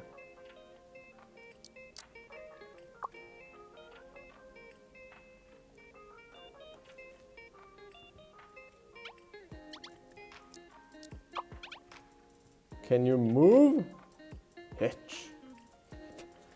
I'm going to develop my task manager. Oh, nice. Awesome, man. Good luck to you. Okay. Open bestiary. Effects. These are still not skipped. And a couple of them are just... Huh? What the hell is that all about?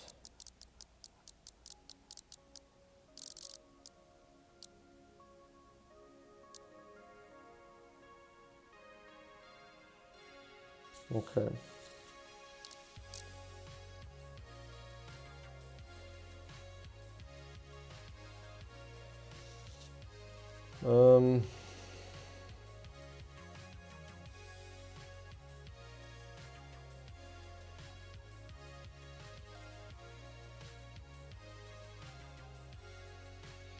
But there is a mask here.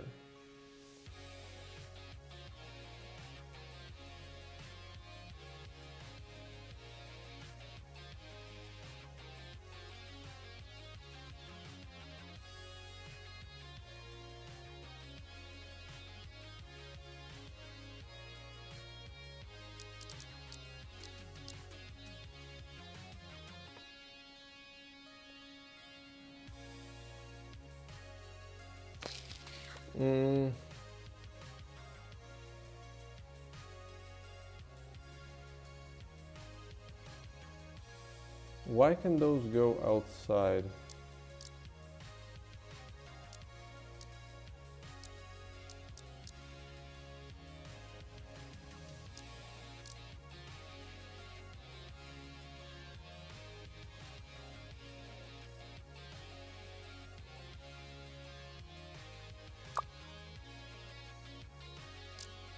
What is the difference between you and you, my friend?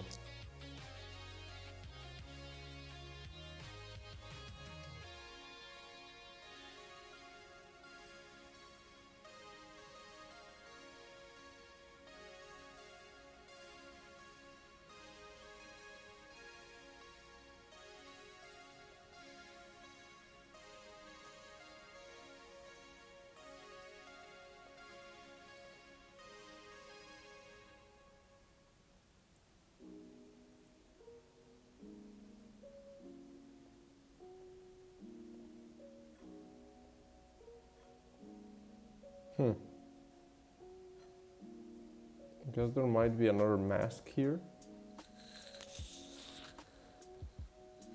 Oh, I see. There's a mask there. How annoying. That's strange. I didn't know that like non-UI masks could affect this.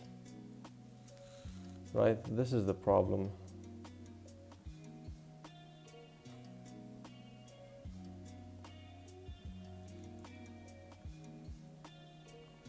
Yeah.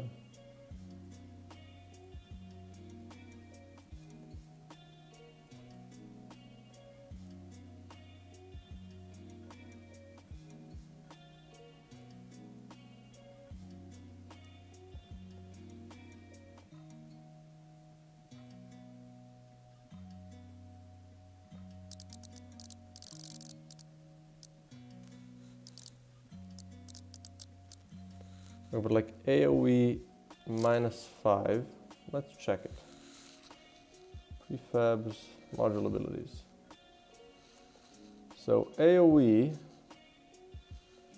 -5, oh. I see. So why are they enabled?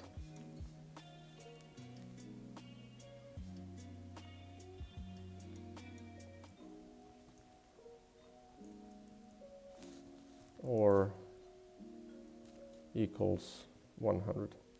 So this is basically just some sort of a locking system that's kind of shit. It's gonna get changed later, but still.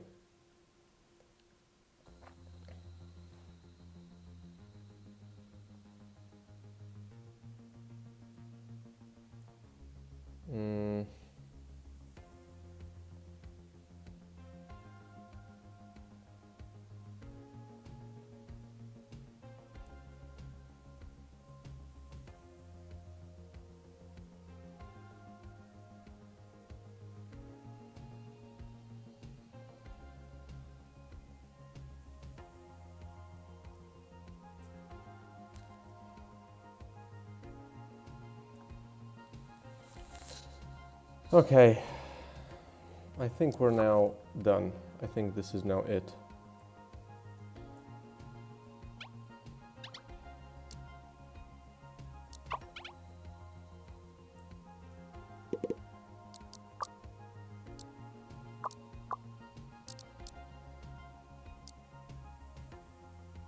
There we go.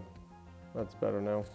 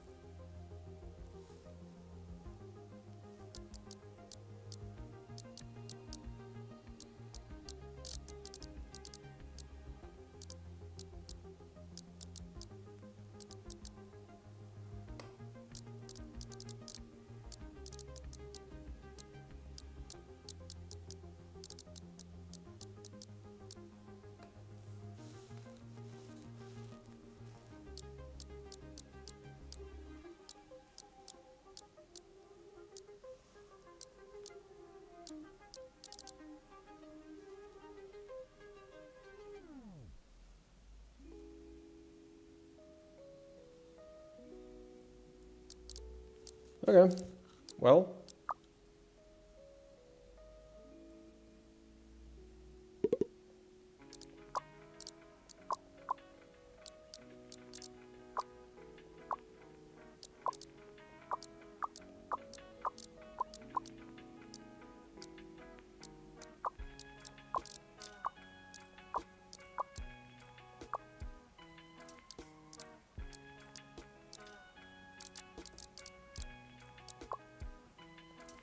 Oh, this is also something I could add. Wait, do I have, right, I need to test it with a gamepad as well. But also, let's add the I escapable and let's implement it. We're gonna do escape cancel manager dot instance dot add escapable to list. And then escape this menu, we're gonna do close bestiary.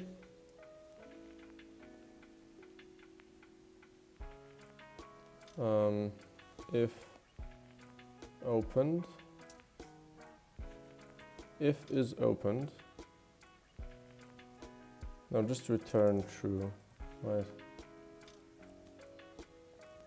And then close bestiary, we're gonna do escape cancel.instance dot remove escapable from to list from list this.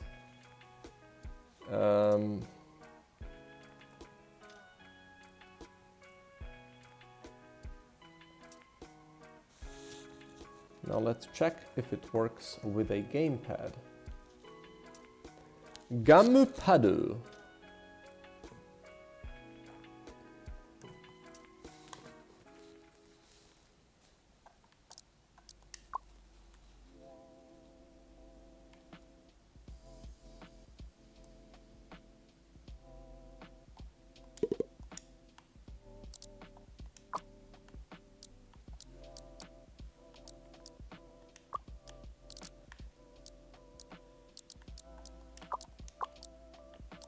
Does work.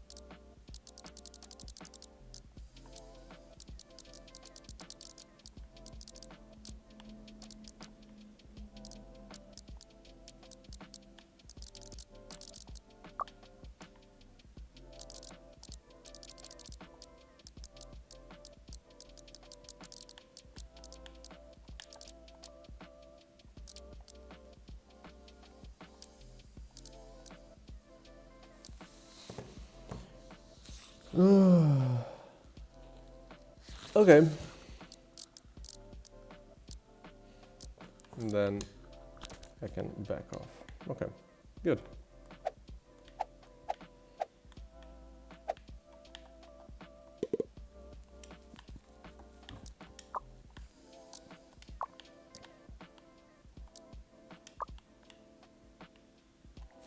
I'm gonna make a quick recording,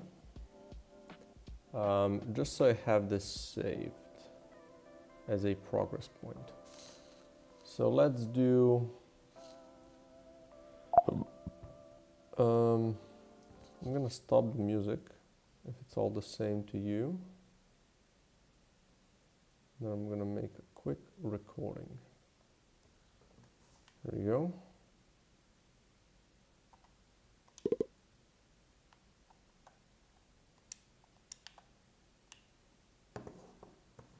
Okay, let's. I see I can't choose stuff with a gamepad. That's also a thing I need to check.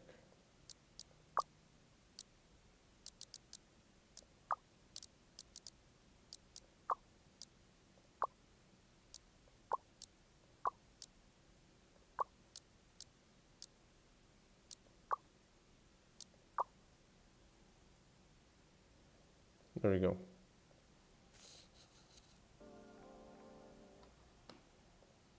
And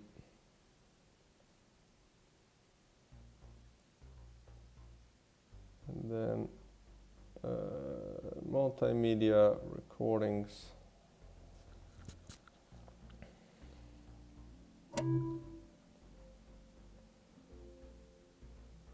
Let's move this to trash. And then let's trim the thing, trim a dim.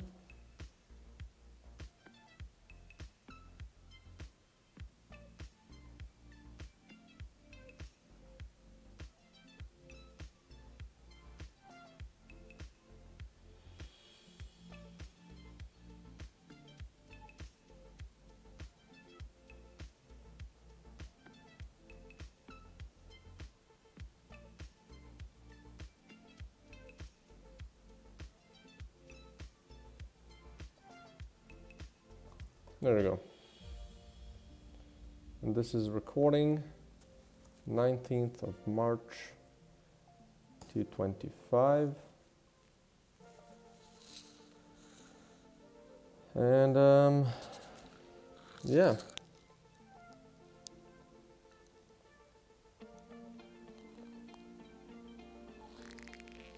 I'm just gonna make a quick post. I haven't done that in a while. So I just want this to work.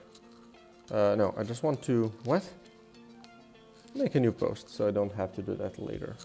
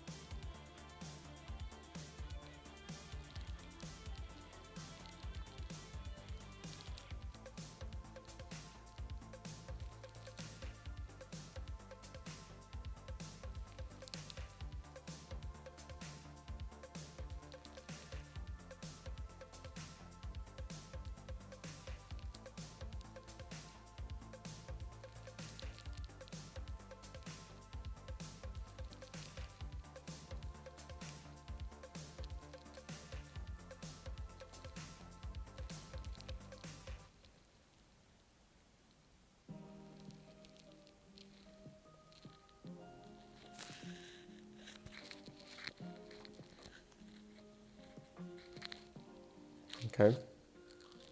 I'm gonna be honest, I got a little bit distracted. And I had some trouble when I tried to post. Something wasn't working properly.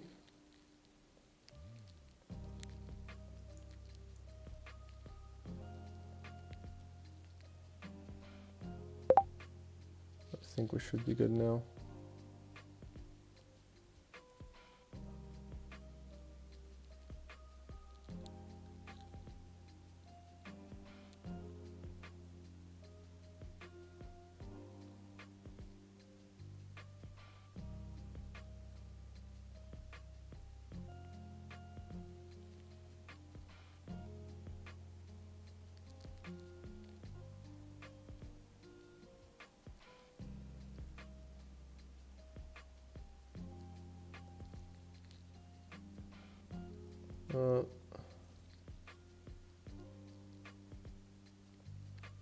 Okay.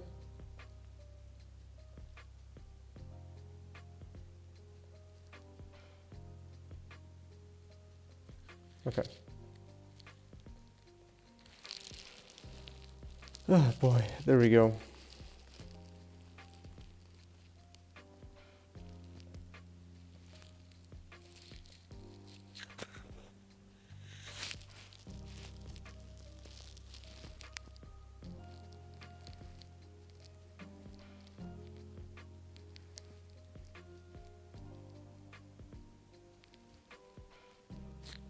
Okay, so let's see what we did. Done with that. Add bestiary. Done with that. Check enemy types and figure out if they work with enemies. Okay, right. So this is something I need to check.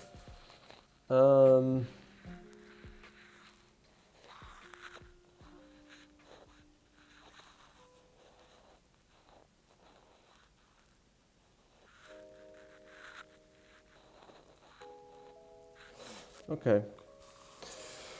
Oh boy.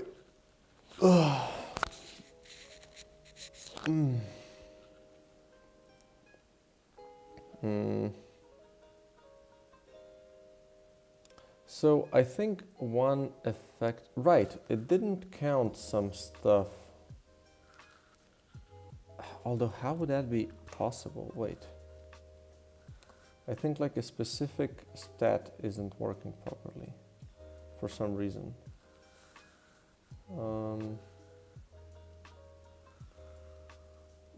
Is it prefabs? Let's check. Death. Oh, right. I need this. So find death. Okay.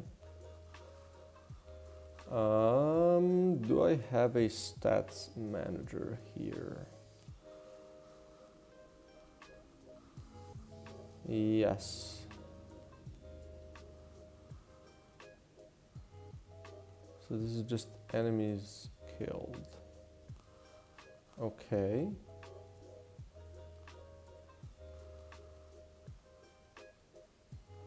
Unit ID.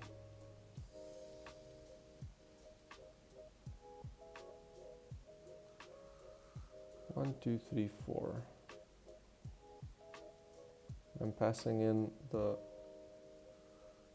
what am I passing in? Unit killed.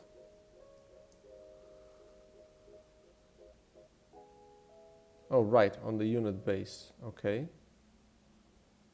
So unit base, it has ID 1. Okay.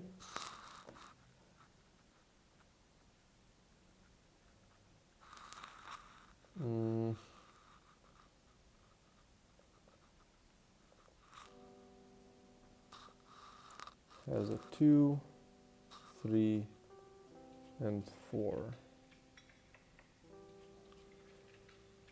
And then we have spawner miniboss is 5 and shooter miniboss is 7.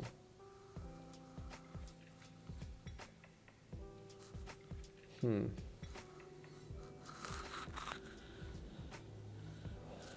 this doesn't work. Only record max. No, it should just increase.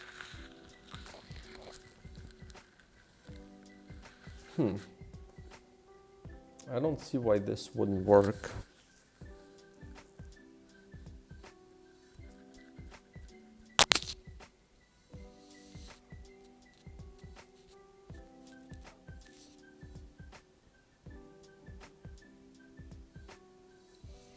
Oh wait, what?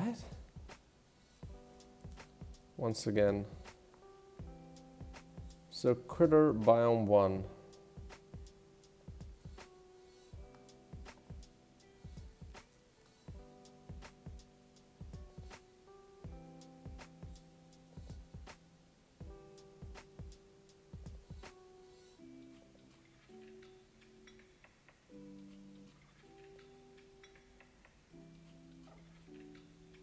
Two is charger. Wait, 4 is a spawner. So this is 4. Shooter is 3, right? And this is 1, and this is 2, right?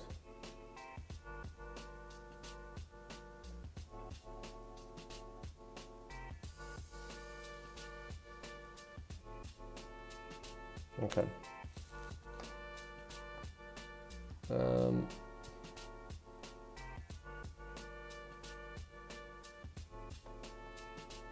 Okay, so new stuff.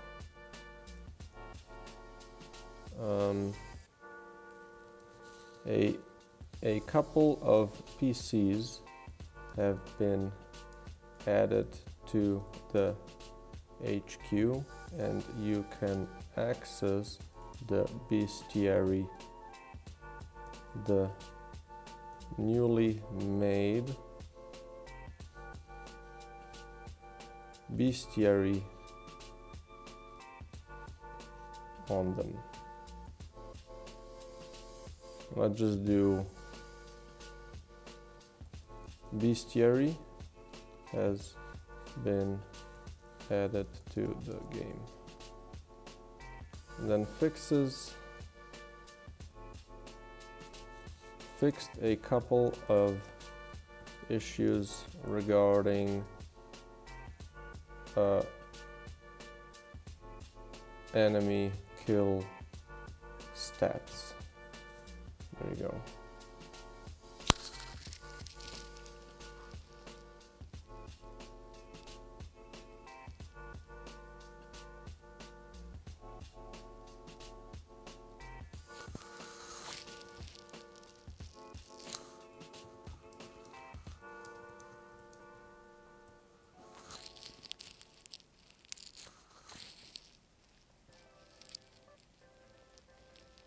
Okay.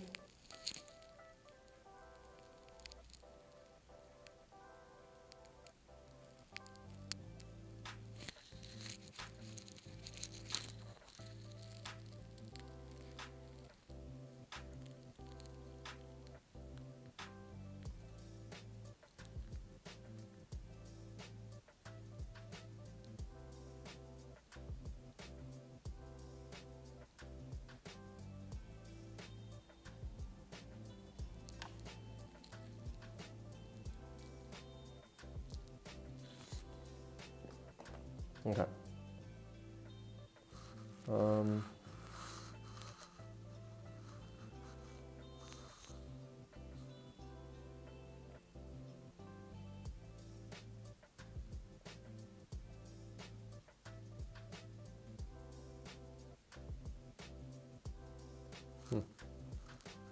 Interesting.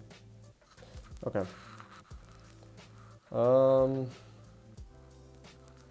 These are good. Disable certain evolutions from appearing together. Sure. Oh, shit. Okay, one thing that I want to check is if I can make teeth a bit more obvious. I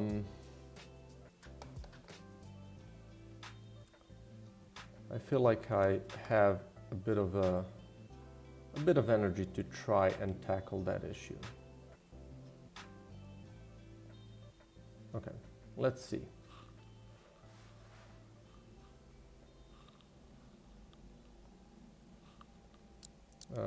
Let's do a quick start.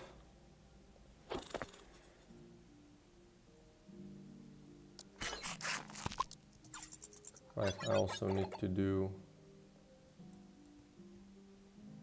shrub middle floor needs to go back to 0.8.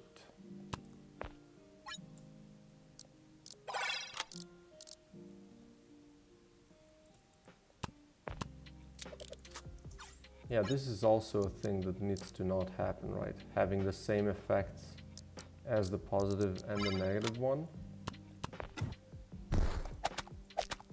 kind of just defeats the purpose.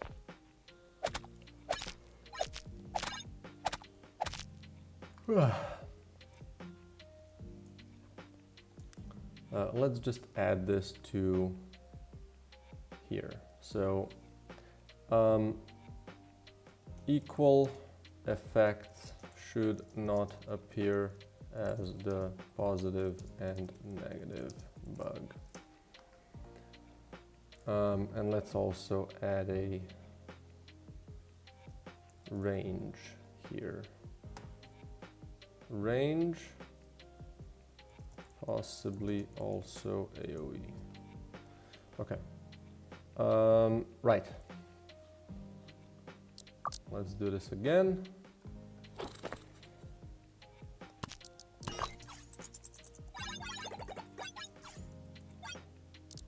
So when I have this equipped, I should also color all the modules that are affecting it.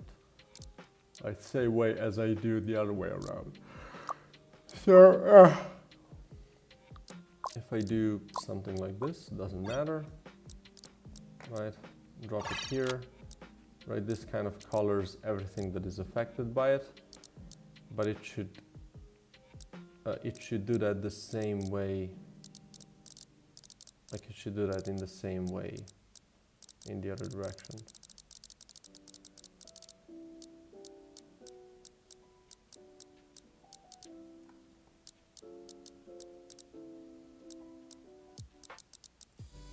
Also, yeah, these are a little annoying that they act like as a separate button.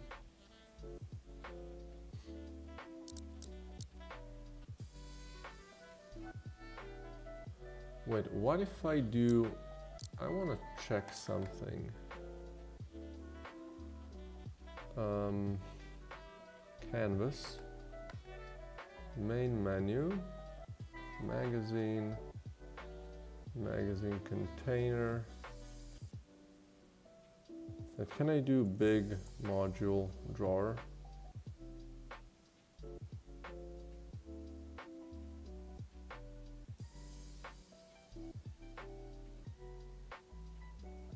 Let's do this one.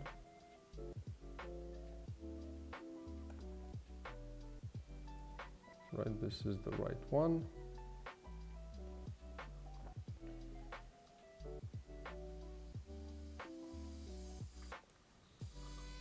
So how does this work in terms of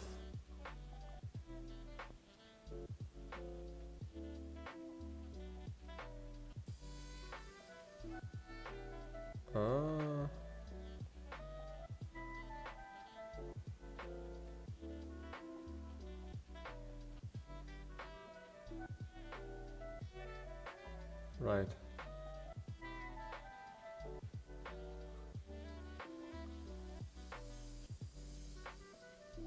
Okay, what if I copy this and paste it here?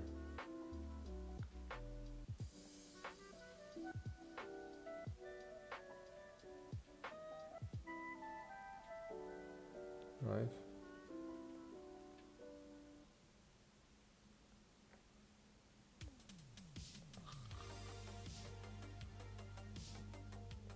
And what if I remove the component from all of these?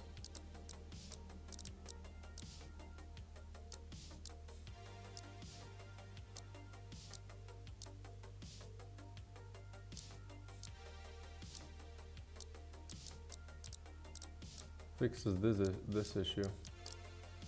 So the button container should have the button thing. Okay, I want to do that immediately because that's going to be a huge boost.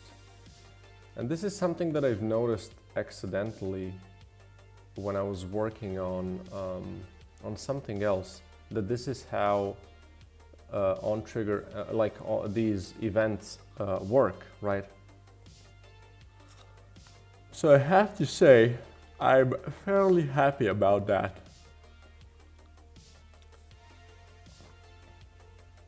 So you have the button container. So what I want to do is copy this, paste it on this, paste component as new.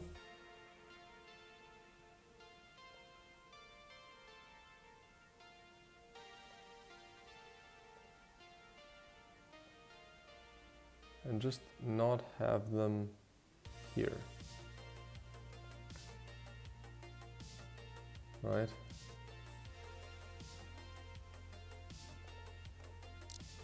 And let's see if that checks out, because that's going to be a huge, it's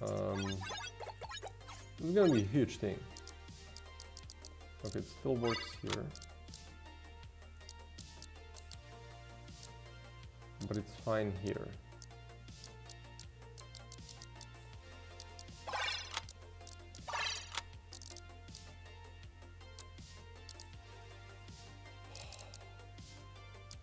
Okay, what if I want to have a strange, like something like this, you know, and then I guess that's all I need. So if I equip this like here,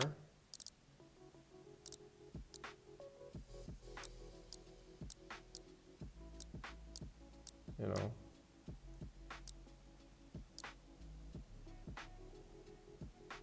lovely. Lovely, I tell you. Okay, that's awesome. Now I just need to figure out why that doesn't work while I have it here, right? So this one is still not using the right one. Dropped modules, container. Dropped modules menu. Ah, right. No, what?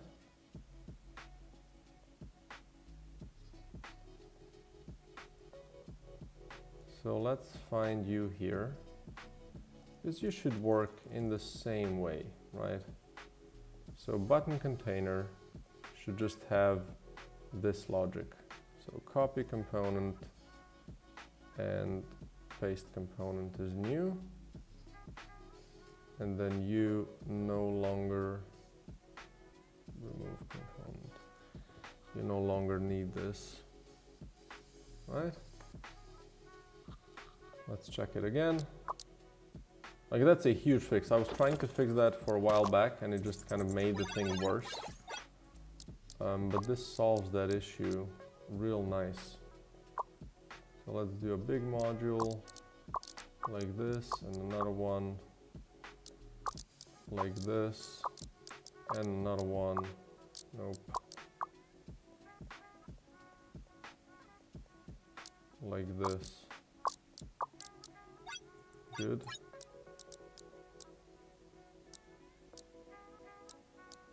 Because that was also like a huge issue regarding performance. Because it had to update a lot of crap all the time, right?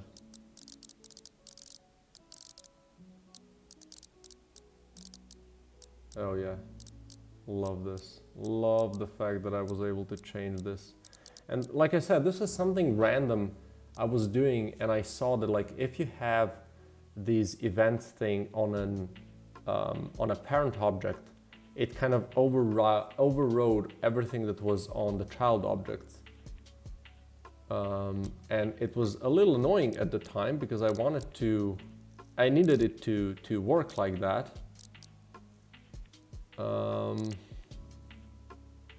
But yeah, as it turns out, that's a really helpful thing. So I'm really, really happy about that one. One thing that I want to check as well is, no, not this. Can I have a bullet with explosive and, oh right, I can't edit the thing. Okay. I was thinking, could I give it the cluster, you know, bomb? Okay, fine. What about this? Can I have this have a cluster mortar? And then this to fertilize stuff and set on fire. Does that work?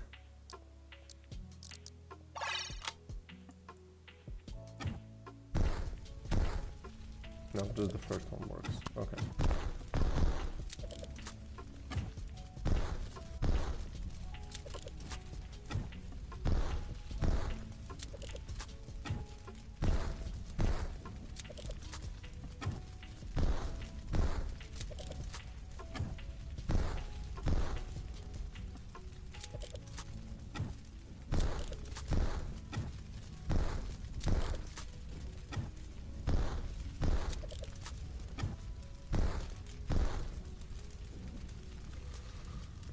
Okay.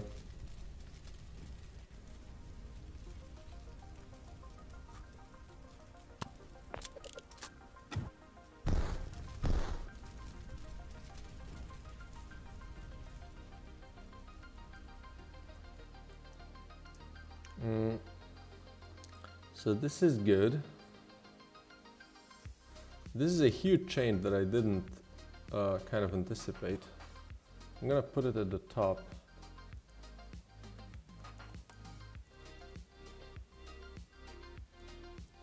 Fixed the really annoying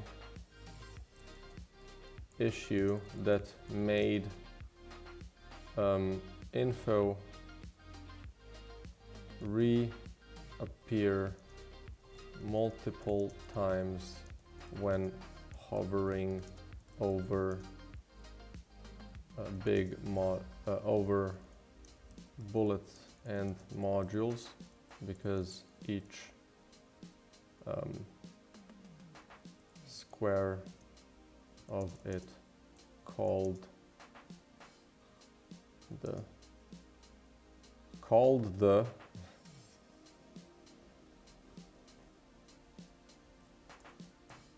fix the really annoying issue that made info reappear multiple times when hovering over the same bullet or module.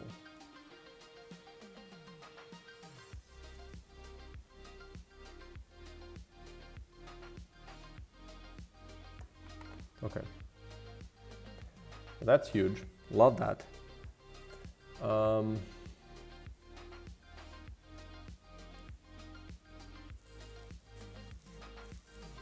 Now, do I want to do the info panel for the modules, or is that too kind of intrusive?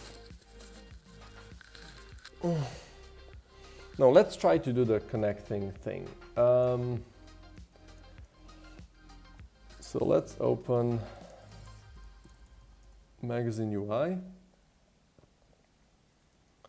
Boom.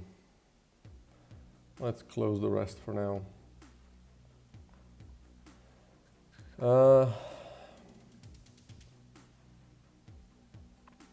Okay, so let's see. Open mag, click, change magazine state, status menu, close menu, set magazine, sure. Open magazine for choices, set menu, blah, blah, blah, blah, blah. Let's say change equip slot position. I don't think so. Highlight modules affected by module. Right.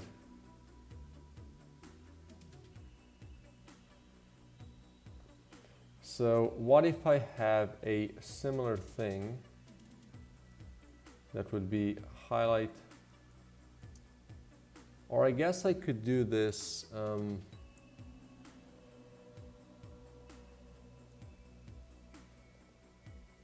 highlighted slot.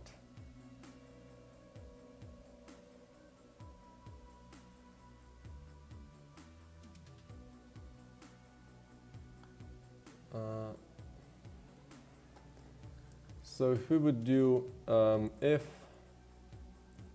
highlighted slot dot y equals to height. Now let's just debug.log highlighted slot.y and then plus is height, just so I first understand exactly what kind of numbers I'm working with here. I think I understand what it's supposed to be. I think it should be, like if the magazine size is 5, I think this should be 4 when I'm on the bullet. But I want to check it nonetheless.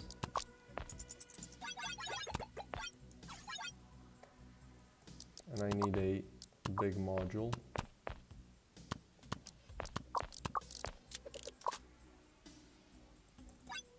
Let's equip this. So height is 2. And then here it's 4 for all of the bullets.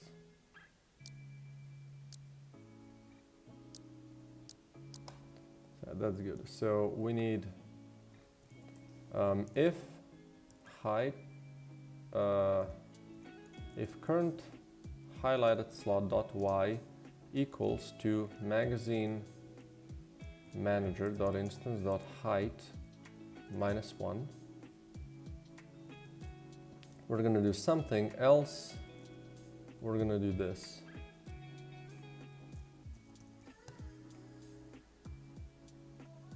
You know,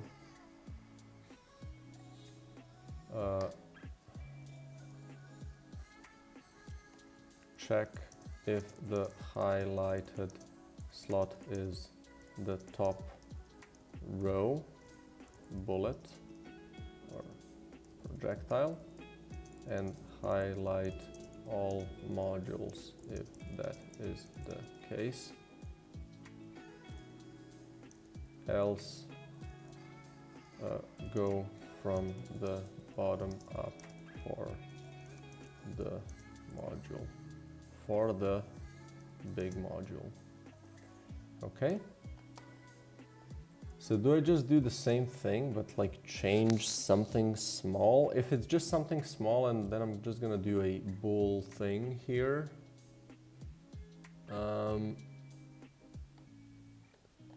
So affected, okay, I add the highlighted slot and then we go affected positions and I remove the first one, sure. Positions in question, we're looking at the parent node. Slot in question, we're looking at the slot. Okay, then if the current outline modules doesn't contain the slot in question, sure. We add the slot in question, which also makes sense, and then we go through module positions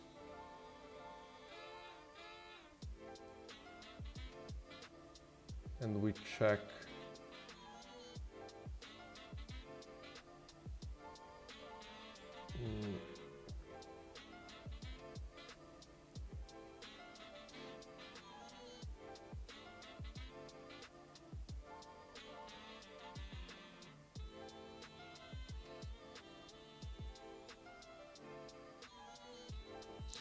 yeah, okay.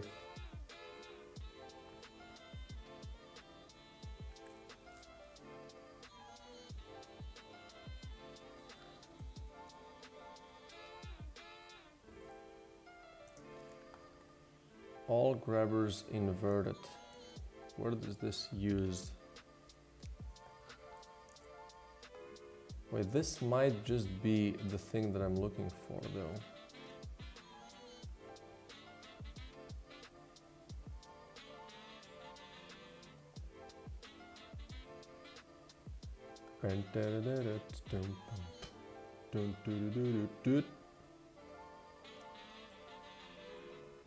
So do I just do all grabbers here?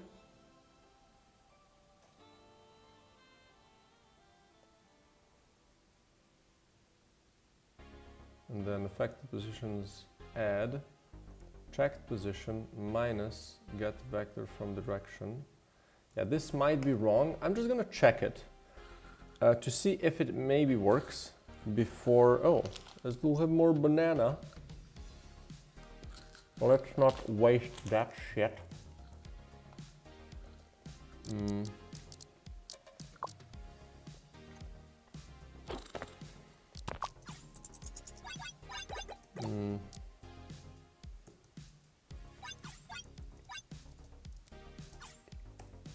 And let's do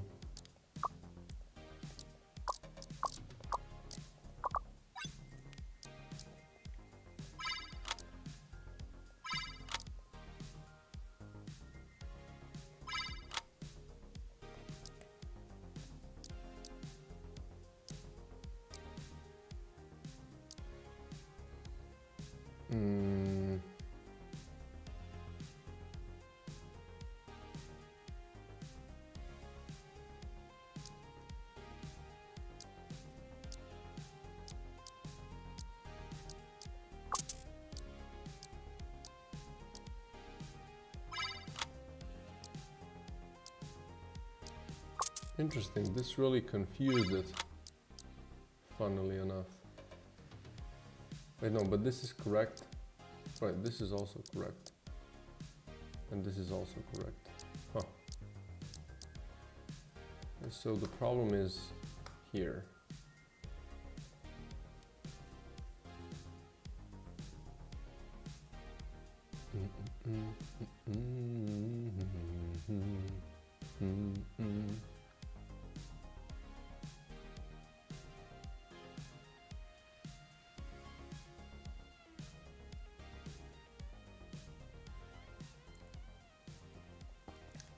Do I need to do this even?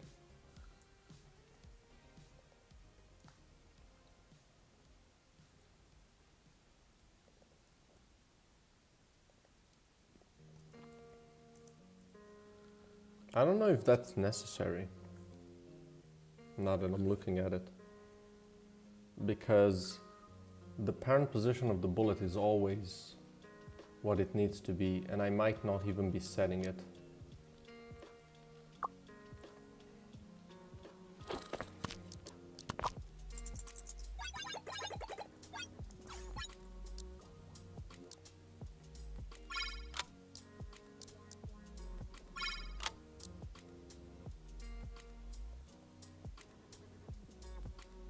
What is out of range?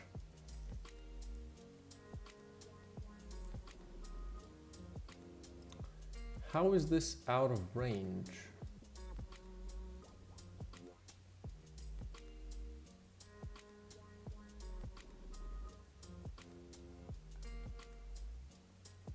Like, I'm not doing anything different yet, am I?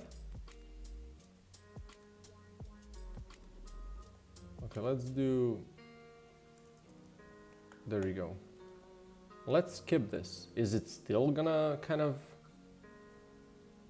I mean, it might be that it's just gonna find a bug on it, which is okay. I just want to make sure that there's not like something weird happening there.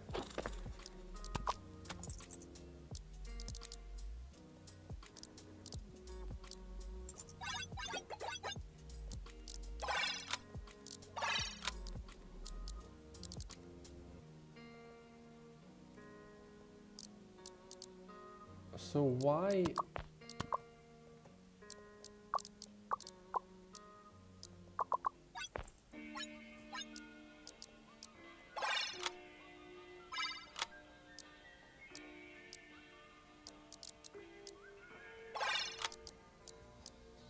Wait, what am I missing here? I haven't changed anything, did I?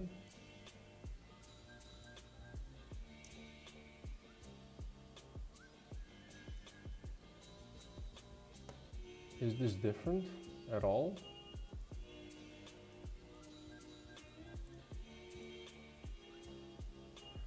Maybe this is like the second go around where this kind of breaks. Yeah. So probably there might be an issue here. So what if I do plus and plus here as well?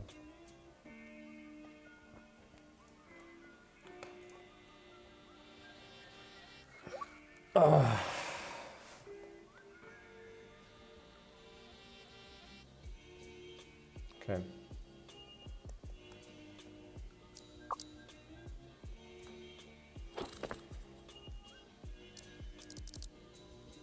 Okay, no bug yet. And then let's do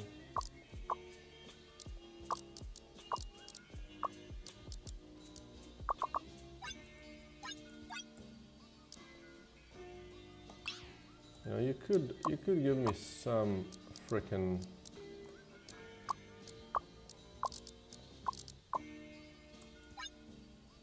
thank you. I need some teeth on it.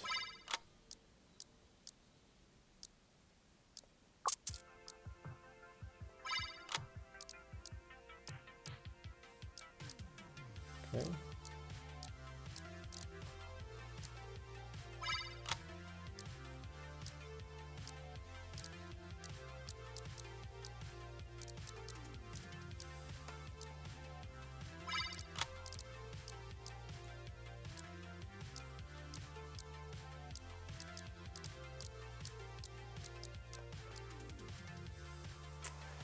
It's that easy, brother. It's that freaking easy. I just kind of don't like that this is, you know, so huge.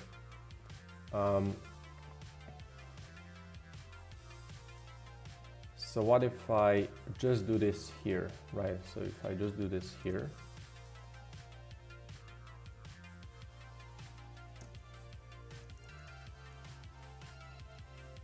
Else.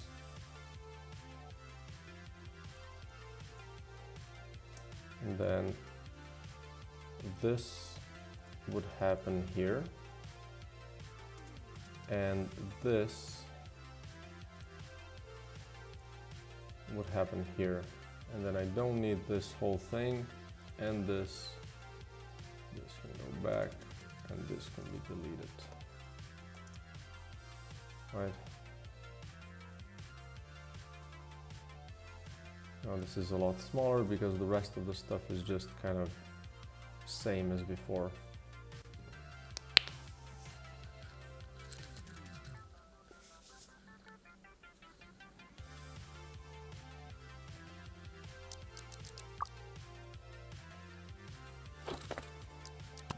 Okay. Let's see if it still works.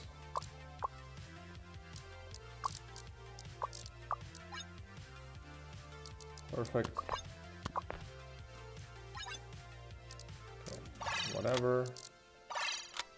And also check these while I'm at it.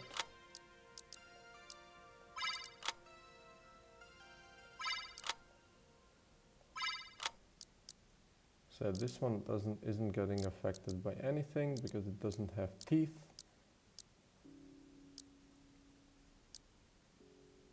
Yeah, sometimes there's a bug where too many things are highlighted.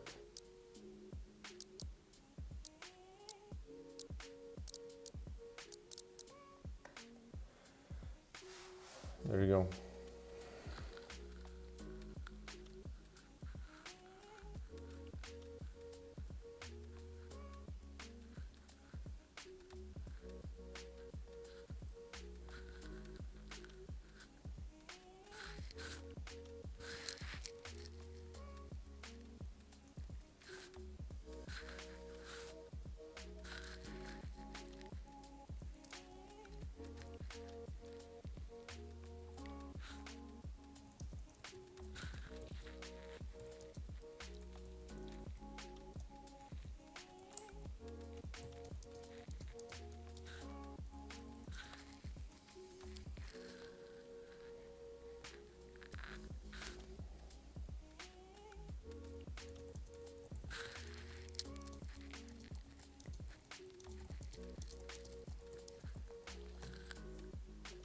Okay.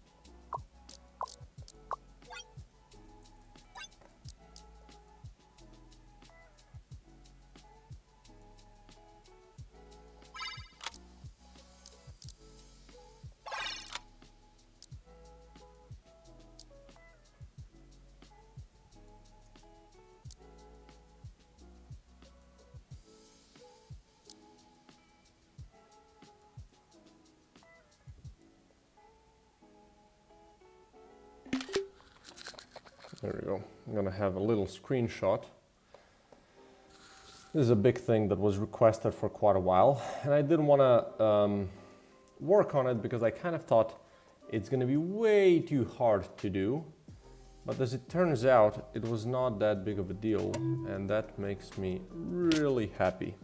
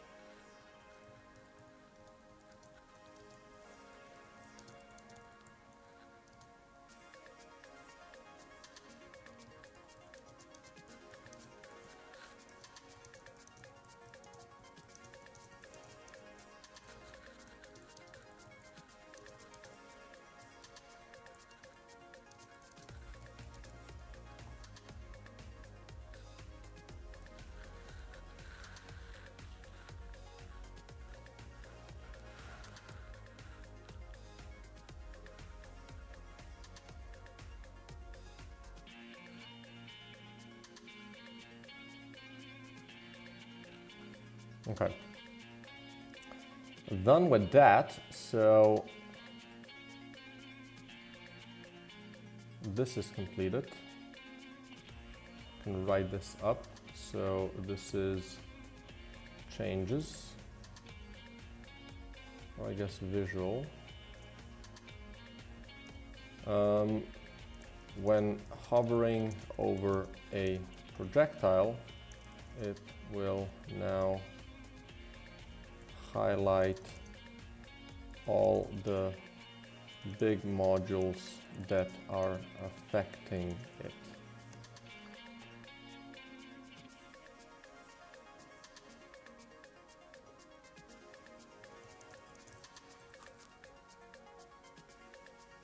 There you go. So that's done.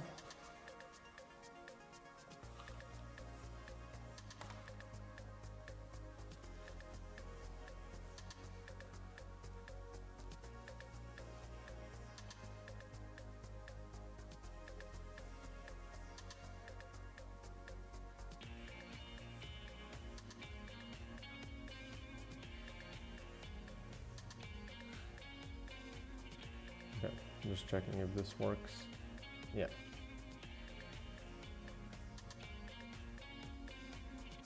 This is what we call procrastination.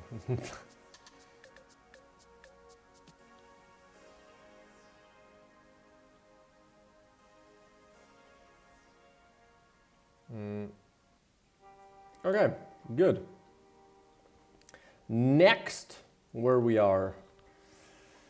When explaining modules, yeah, I really hate this part.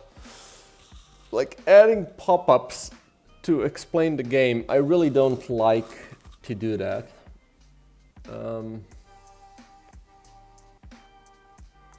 So this might be a thing that is kind of left for a bit later when I figure out how that part is actually gonna be done.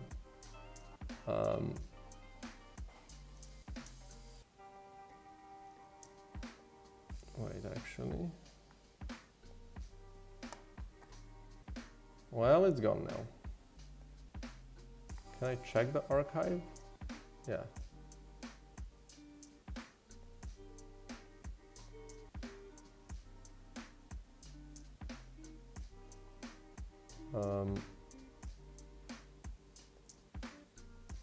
Can I move it back? Send to board. Yeah. Hey man, how's it going? So yeah, making teeth more obvious is something that I don't exactly know. But let me pull up a screenshot that I've been sent. And it's here, right?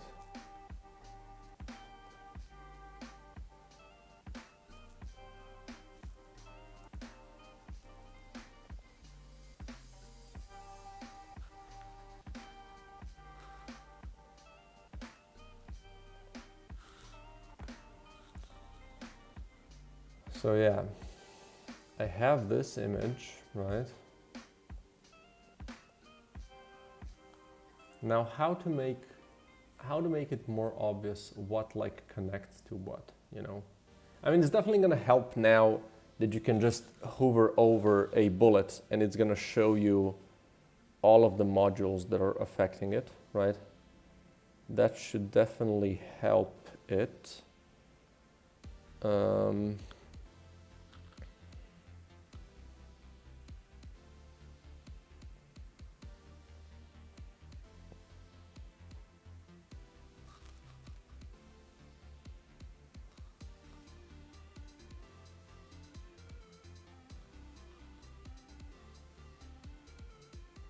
Yeah, I don't know.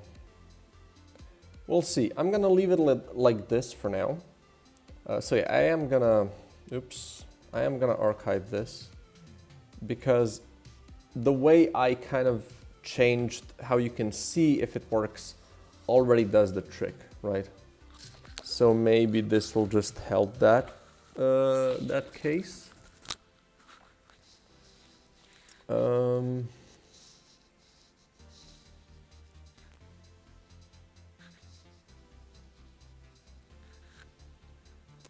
And then yeah, when I'm gonna be adding a more detailed tutorial, I can kind of revisit if this needs a bit more explanation. Okay, what else do I need to do this week? Death animation and opening the death screen with animations. So the death animation is something that bothers me just a tiny bit. And the only reason is that if I make more characters, I need to have a death animation for all of them, right? And I've already decided that I am gonna be animating all of them. So this could really quickly kind of amount to a lot of work, right? But I'll see.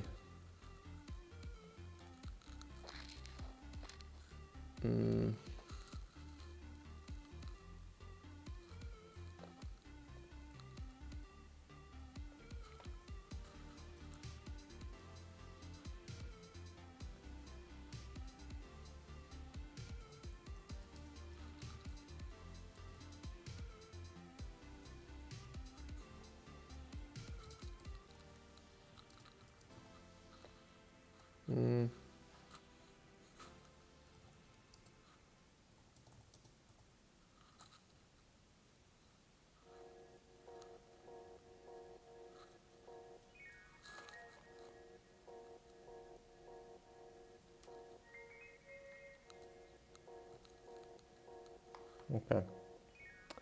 So, okay, what else can we do? What's the time? It's almost 11. When did I start work?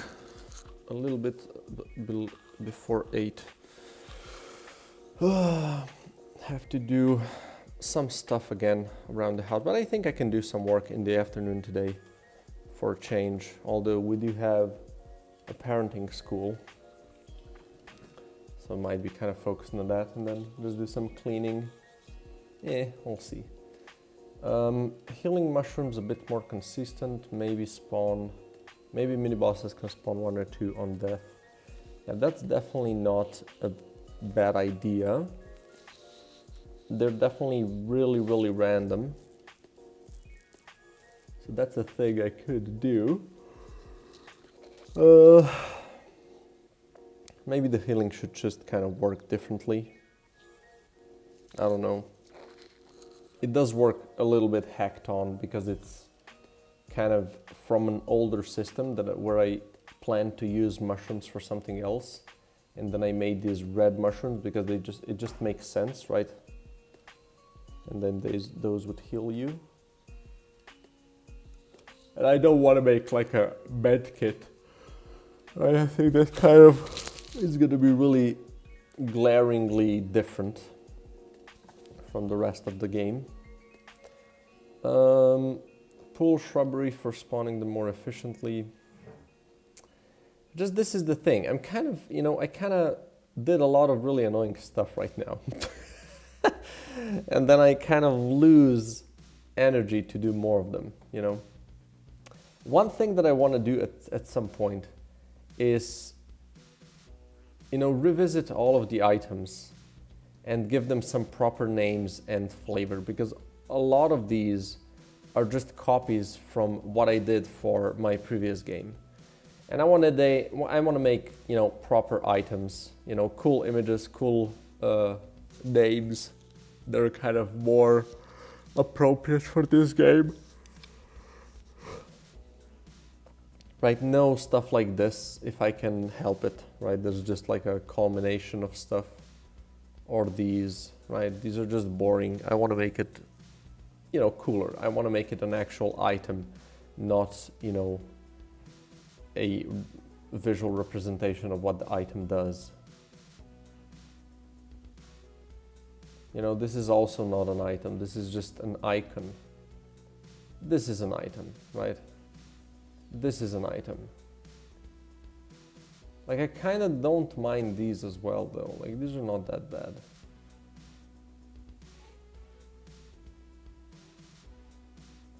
This one is boring. This one is at least interesting.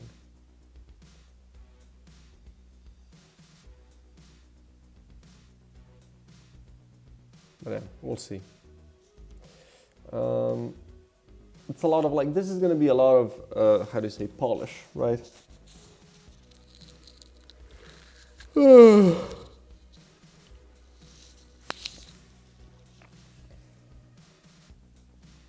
And then also the big props is something that I need to think about a little bit.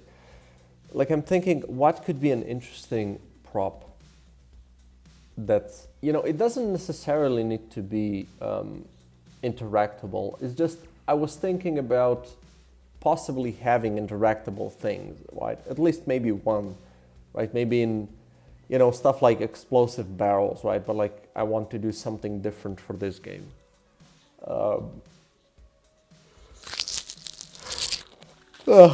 Sorry. So that's something that's on my mind. And also just to spice up the visuals, right? Just to make it a bit more interesting. So it's not just, I guess it kind of works already, but yeah, this is definitely something that I want to do. So I'm going to be working on the end screen maybe in the afternoon, or if not that, then tomorrow. I don't know how to make healing mushrooms. Okay, how are healing mushrooms spawning? I can check that part out. I think this might be just in the gen logic. oxygen, yeah, energy mushrooms, and I just create these, and these are just kind of spawned. Is healing shroom, yeah, where does this happen? Check red shroom chance for each of them. Okay, so how do I do this?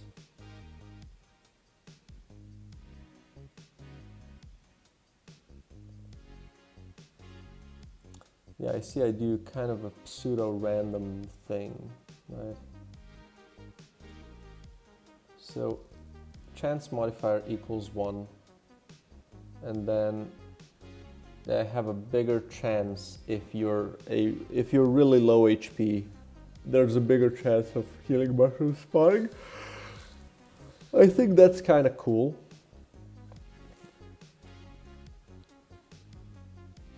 And then if red mushrooms, if there's...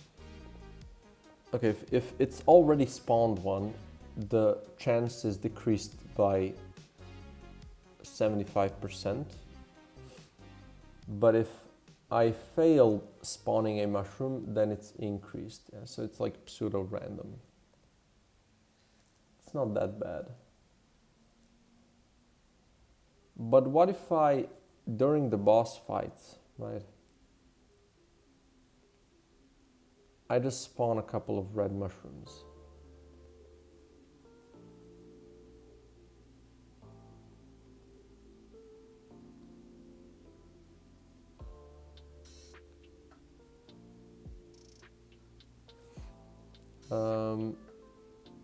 I could do that. So basically I would go to the boss level,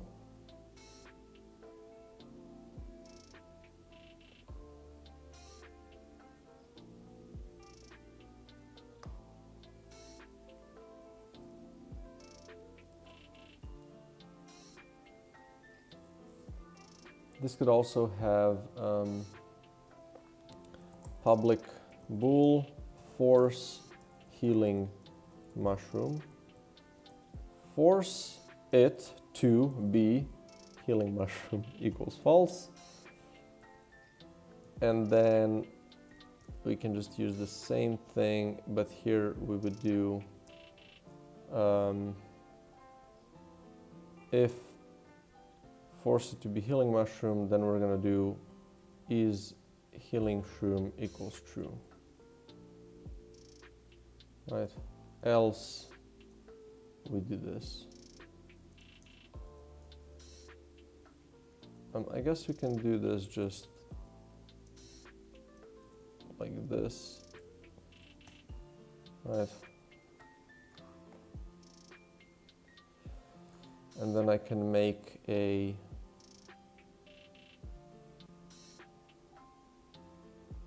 healing mushroom out of this. So this can just be a create prefab variant, and this is forced healing shroom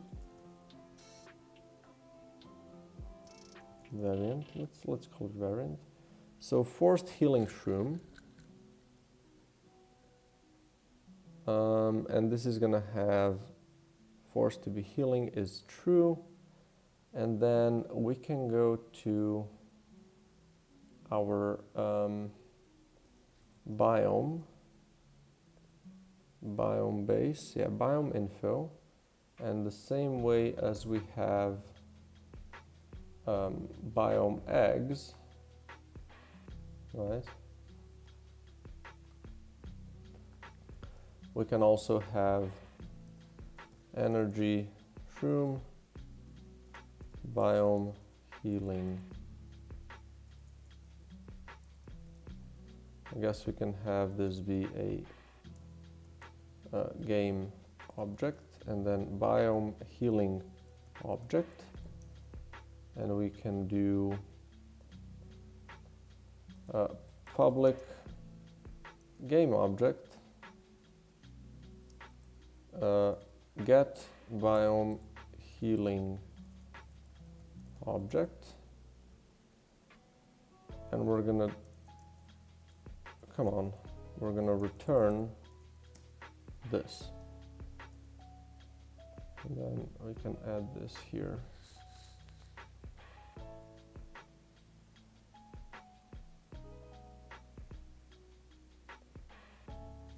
Forced healing shroom, boom. And then we can go to the scenes and the main, save this, and we can find our in-game UI, and then we want room logic and then boss level. And then when the boss is killed, do I have current bosses?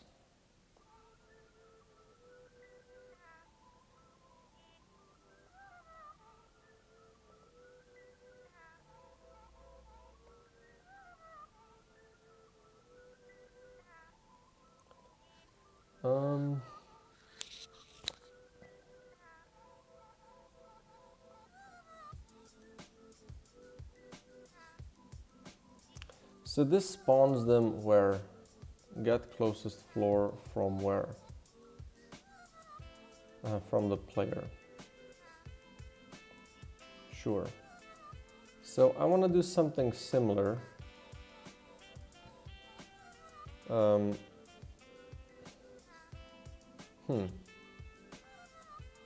we can do, what is this called anywhere else?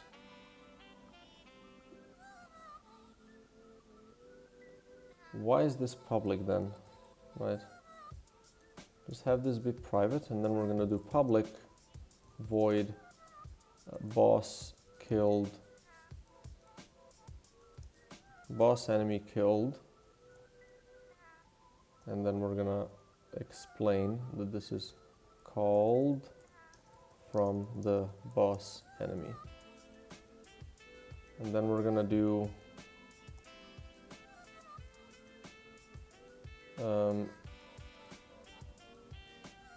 spawn healing, a couple of healing mushrooms.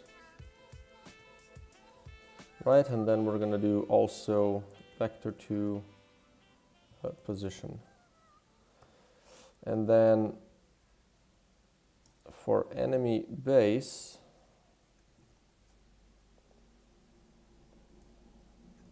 find death, and then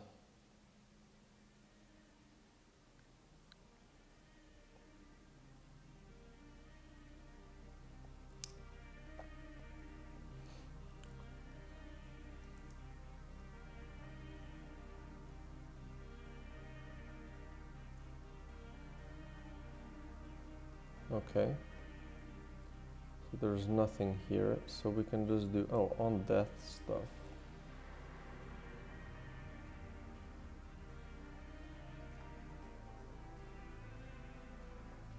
We can do if threat level equals to boss,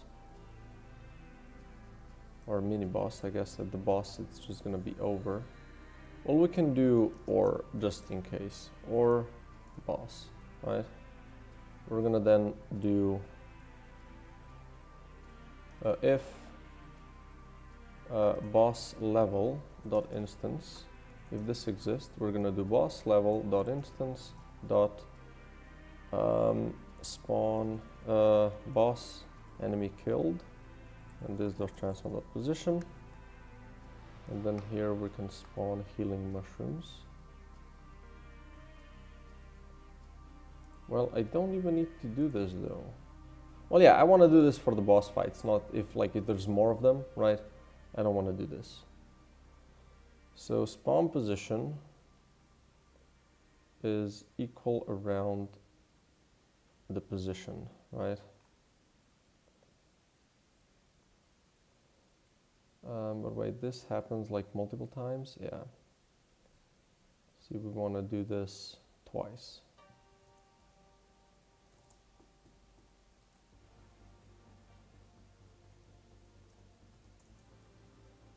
And we can do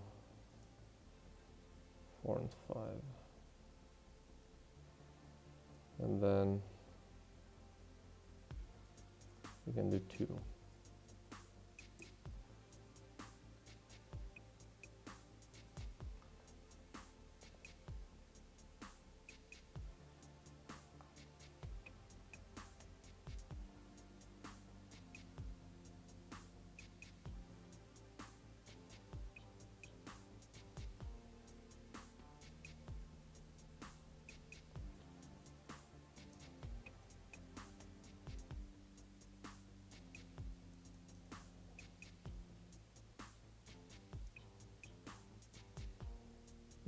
Okay, so we have the spawn position again, and then I want to instantiate run setting biome manager dot instance dot current get current biome, and then we're going to do get biome healing object. We're going to drop it on the spawn position and with no rotation.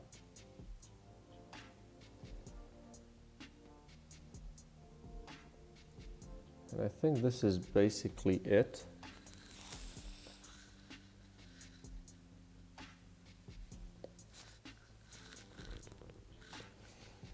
Right?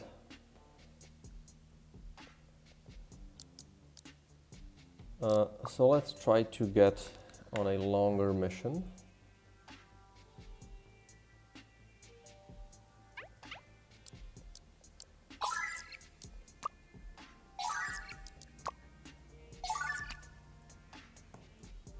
Okay. Right, I need to finish the mission first. Okay. Well, let's try to see how it looks in a normal room. Nothing special happens, but what if I go to the boss fight?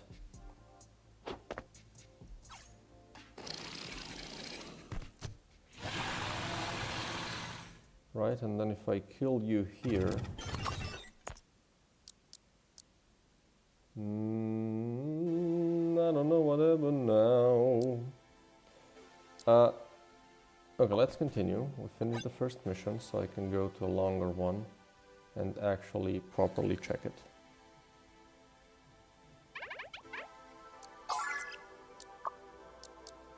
Thank you.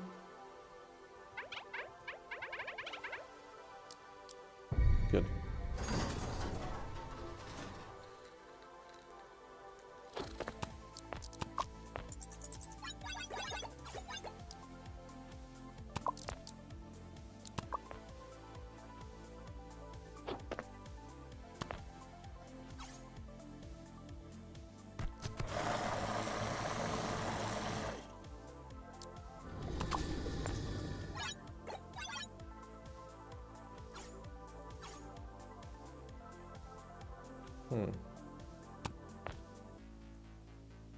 Did it happen? We will never know.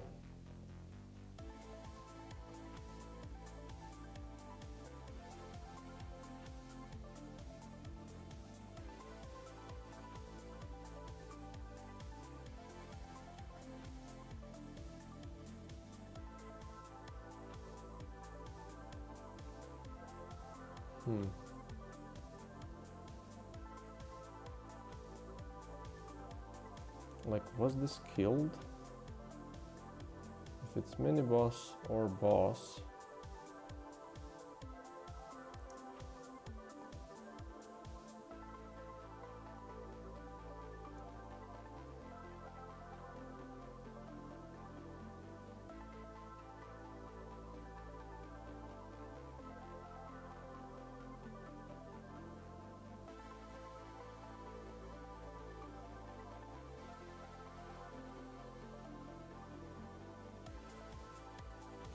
Oh, right.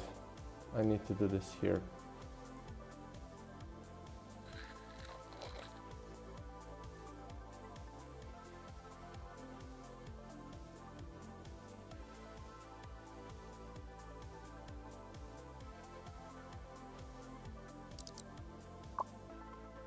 No.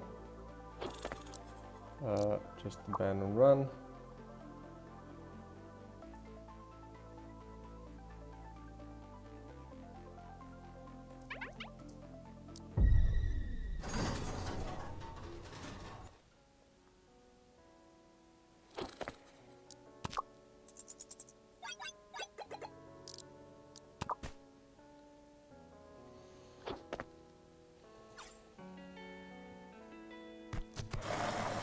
So we have one killing mushroom here already.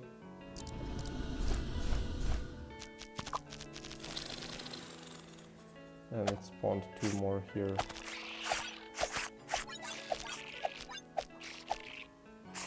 Okay, done. So we're gonna do changes or new changes. When killing a mini boss,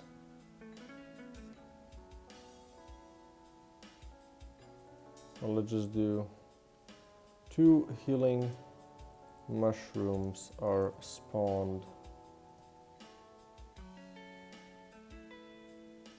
near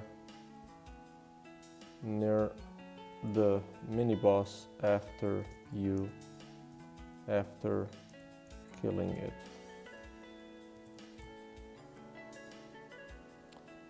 Now that I think about it, I think this should be actually smaller,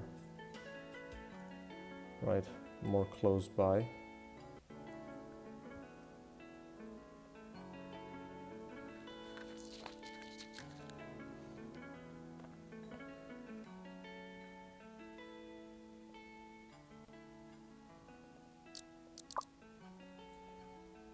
would be kind of annoying if you wouldn't be able to see it. I'll go here.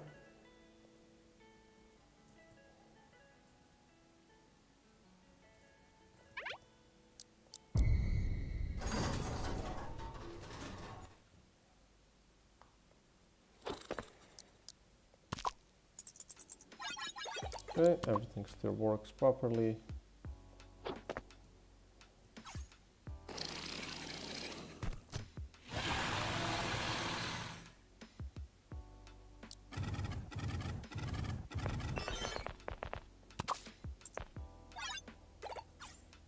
I think that looks good. And there definitely could be them growing when they spawn, but you know.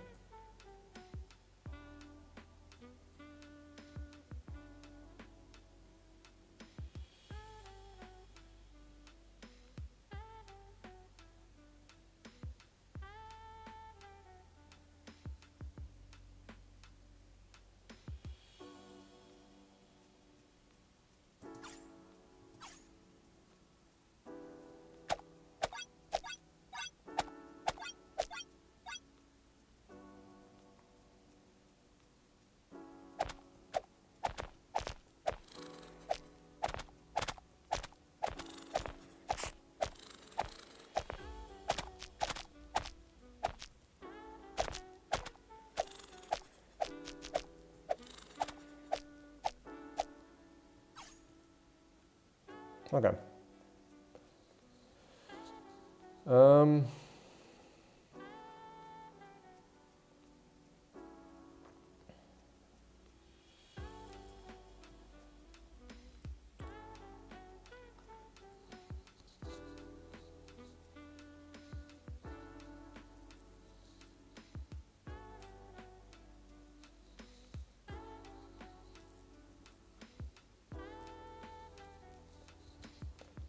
Disable enemies from spawning near you when entering a room.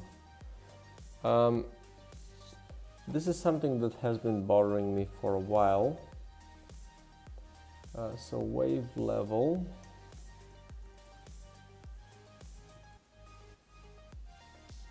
Let's see.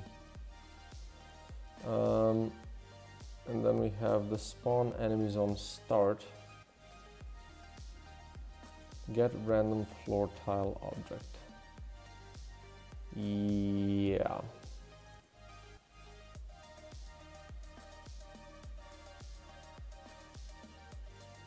But how do I do, so when I spawn shrubbery, I know I ignore doors, right? So let's see.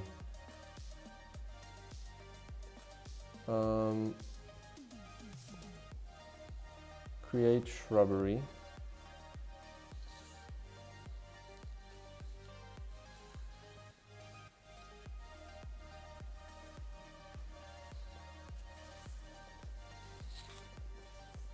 Right.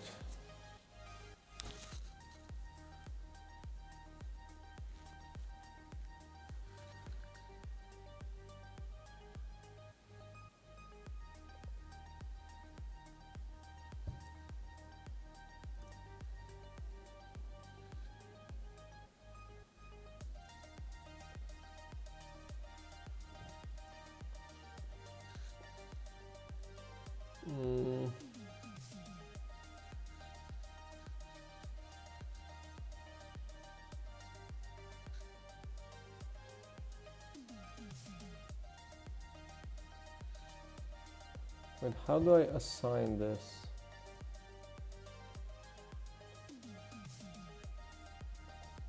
Tile to place, okay. Current tile.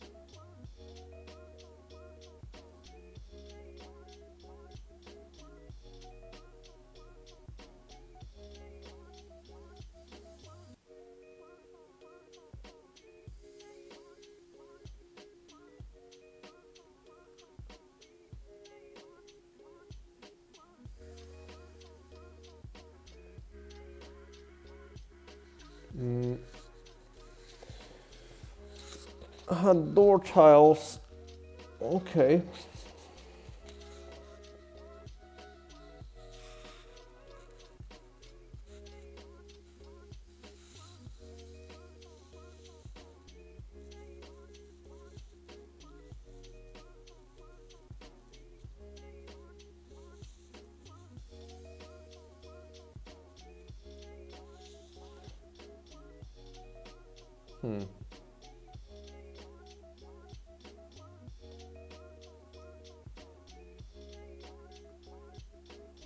It's kind of annoying that I do this multiple times, right?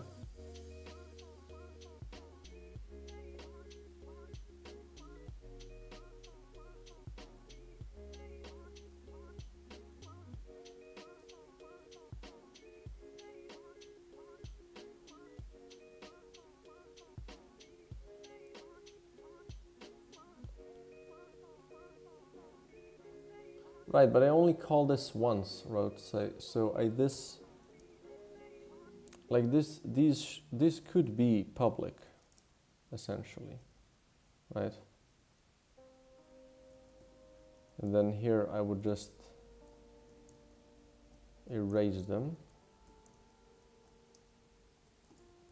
No. We would rename them. Oops.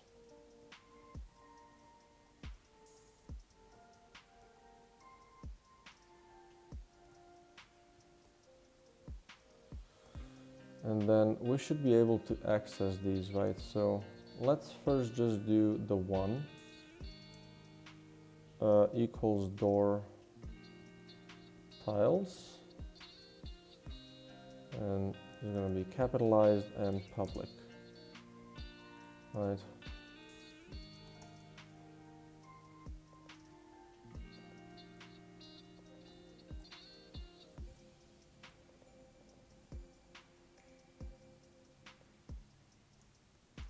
Actually, no, I don't need to have this public yet.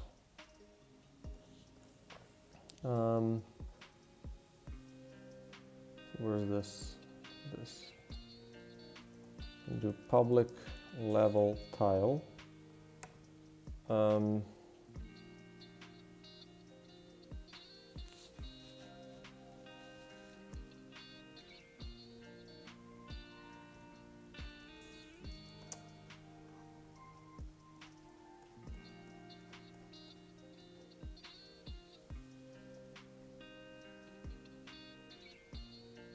We can also make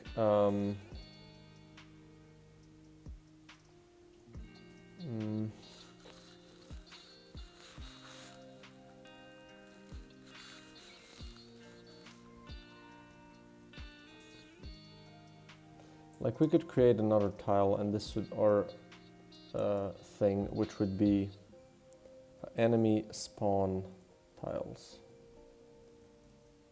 Right, and then here we would do enemy spawn tiles, and then at the end of this crap we would do enemy spawn tiles equals copy equals can I do new, and then just drop floor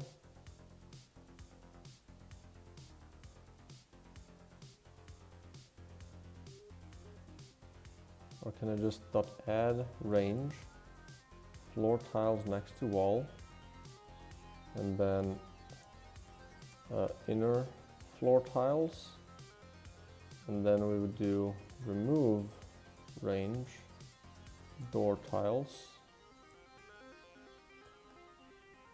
No.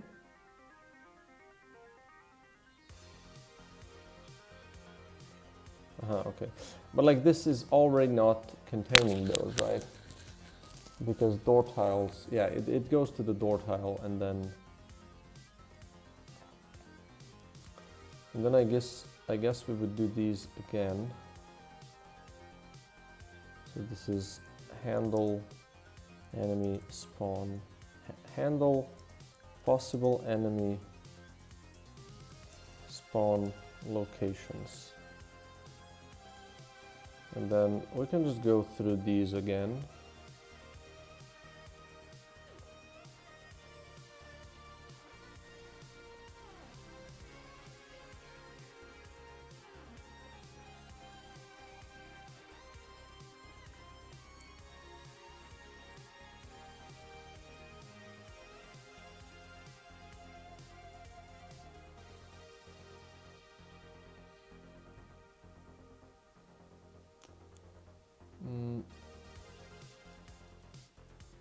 We could also just go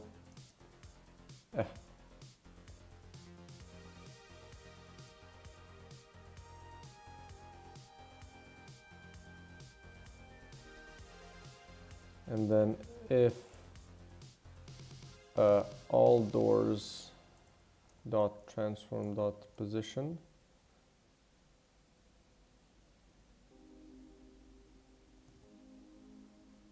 okay, I need one. Okay, so I need to do okay. So for int I equals 0 until I is less than enemy spawn tiles dot count and I plus plus. This needs to use this. Okay, and then we do if all doors. Let's do if vector 2 dot distance between all doors dot transform dot position and enemy spawn tiles on position I dot tile object dot transform dot position is less than 3. Let's do 3. Is 3 enough? Should be. We're gonna do enemy spawn tiles dot remove enemy spawn tiles, or just remove at I. But this needs to again go from the top down. So I equals this -1 until I is more or equal 0, and I minus minus. And then up here we can do get random floor tile or get random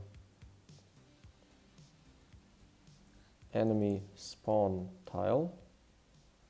We're gonna do enemy spawn tiles random.range for enemy spawn tiles, and then here we would do get random enemy spawn tile.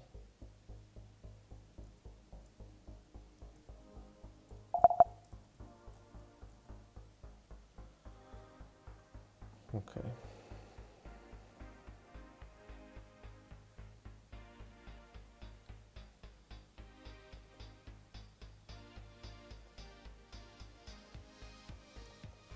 I think this is good. We can now see how big of a change this is. Also, wave count.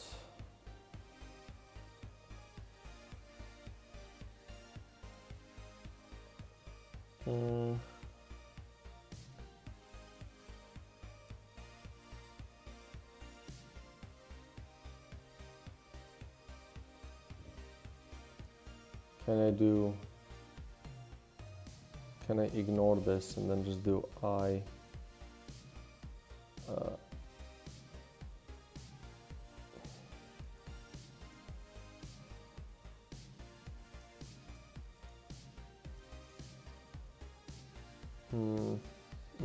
I see.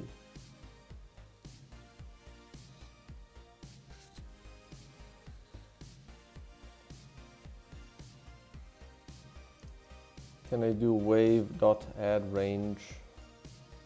Just waves 0. And then just do this a couple of times, just so I have a bunch of enemies spawned, so I see where they're not spawned, right? If I need to kind of increase that range.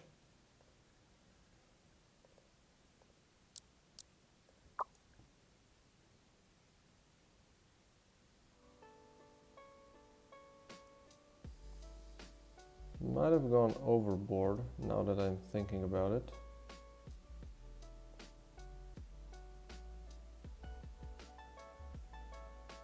Oops.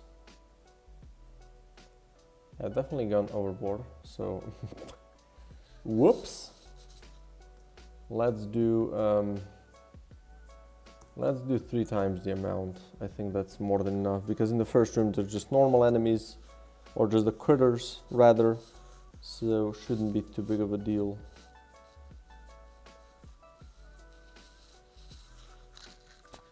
Okay, let's check it again. Quick start.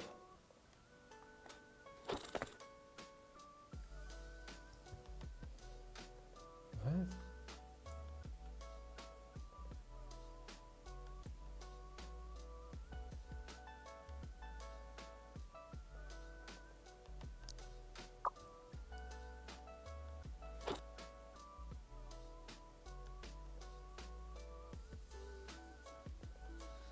What's wrong?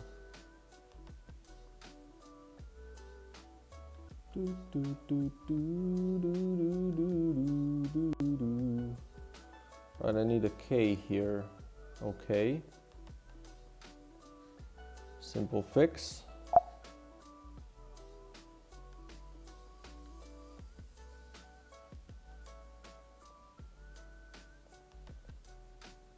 Okay.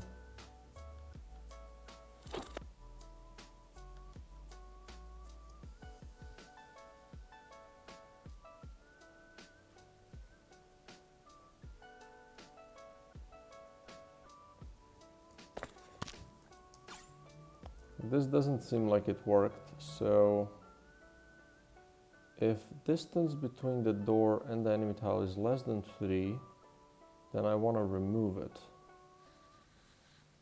Okay, so why doesn't this work? Wait, was there an issue?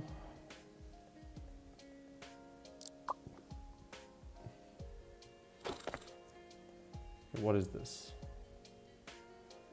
No, this is not relevant.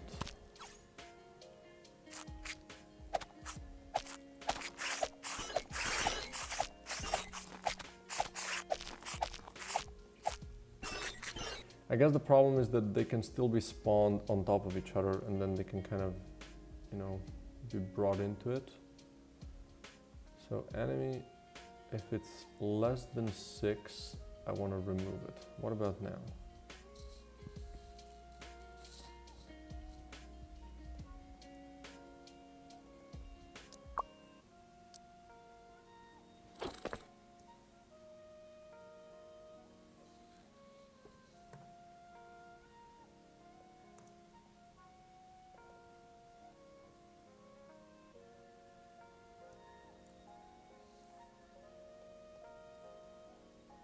This seems like it's only removing... Okay, which one is the entry door, you know?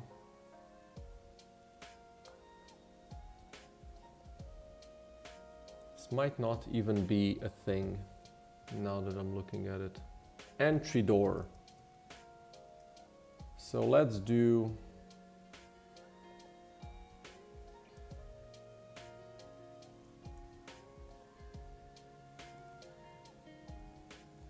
Let's just do this. Don't need you at all. And I also just want to do this for the entry door if I can help it. So this is much better either way. Quick start.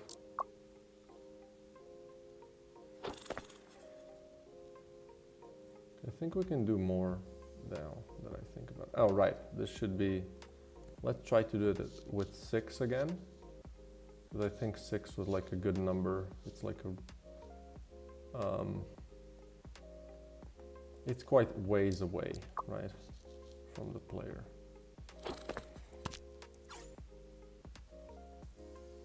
What if I do 8? What if I do 10? Might be pushing it a bit, because like if it's a small room, I wouldn't wanna break this.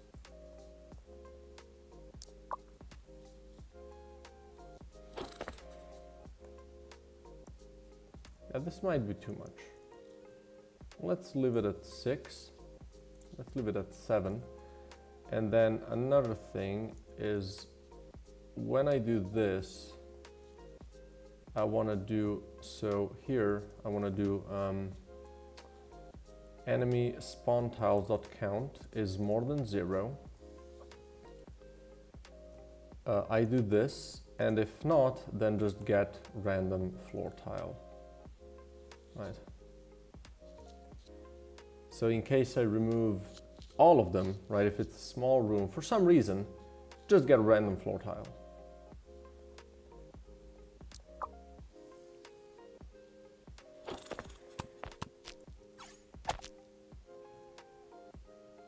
I think I like this. So if I put this back to like normal amounts, right?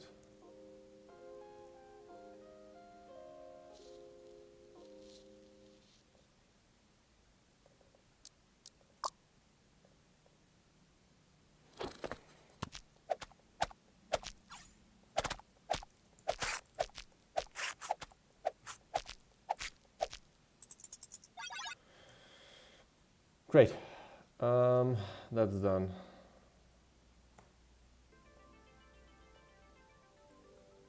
I'm gonna write this as a thing, so this is changes.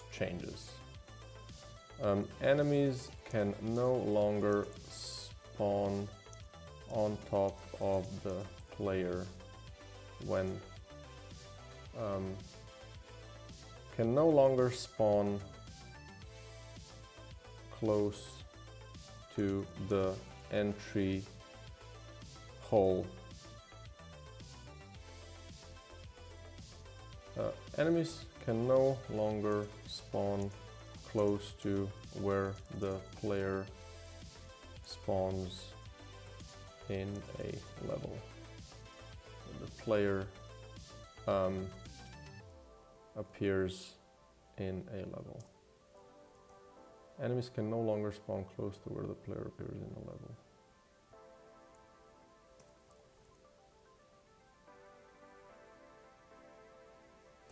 There we go.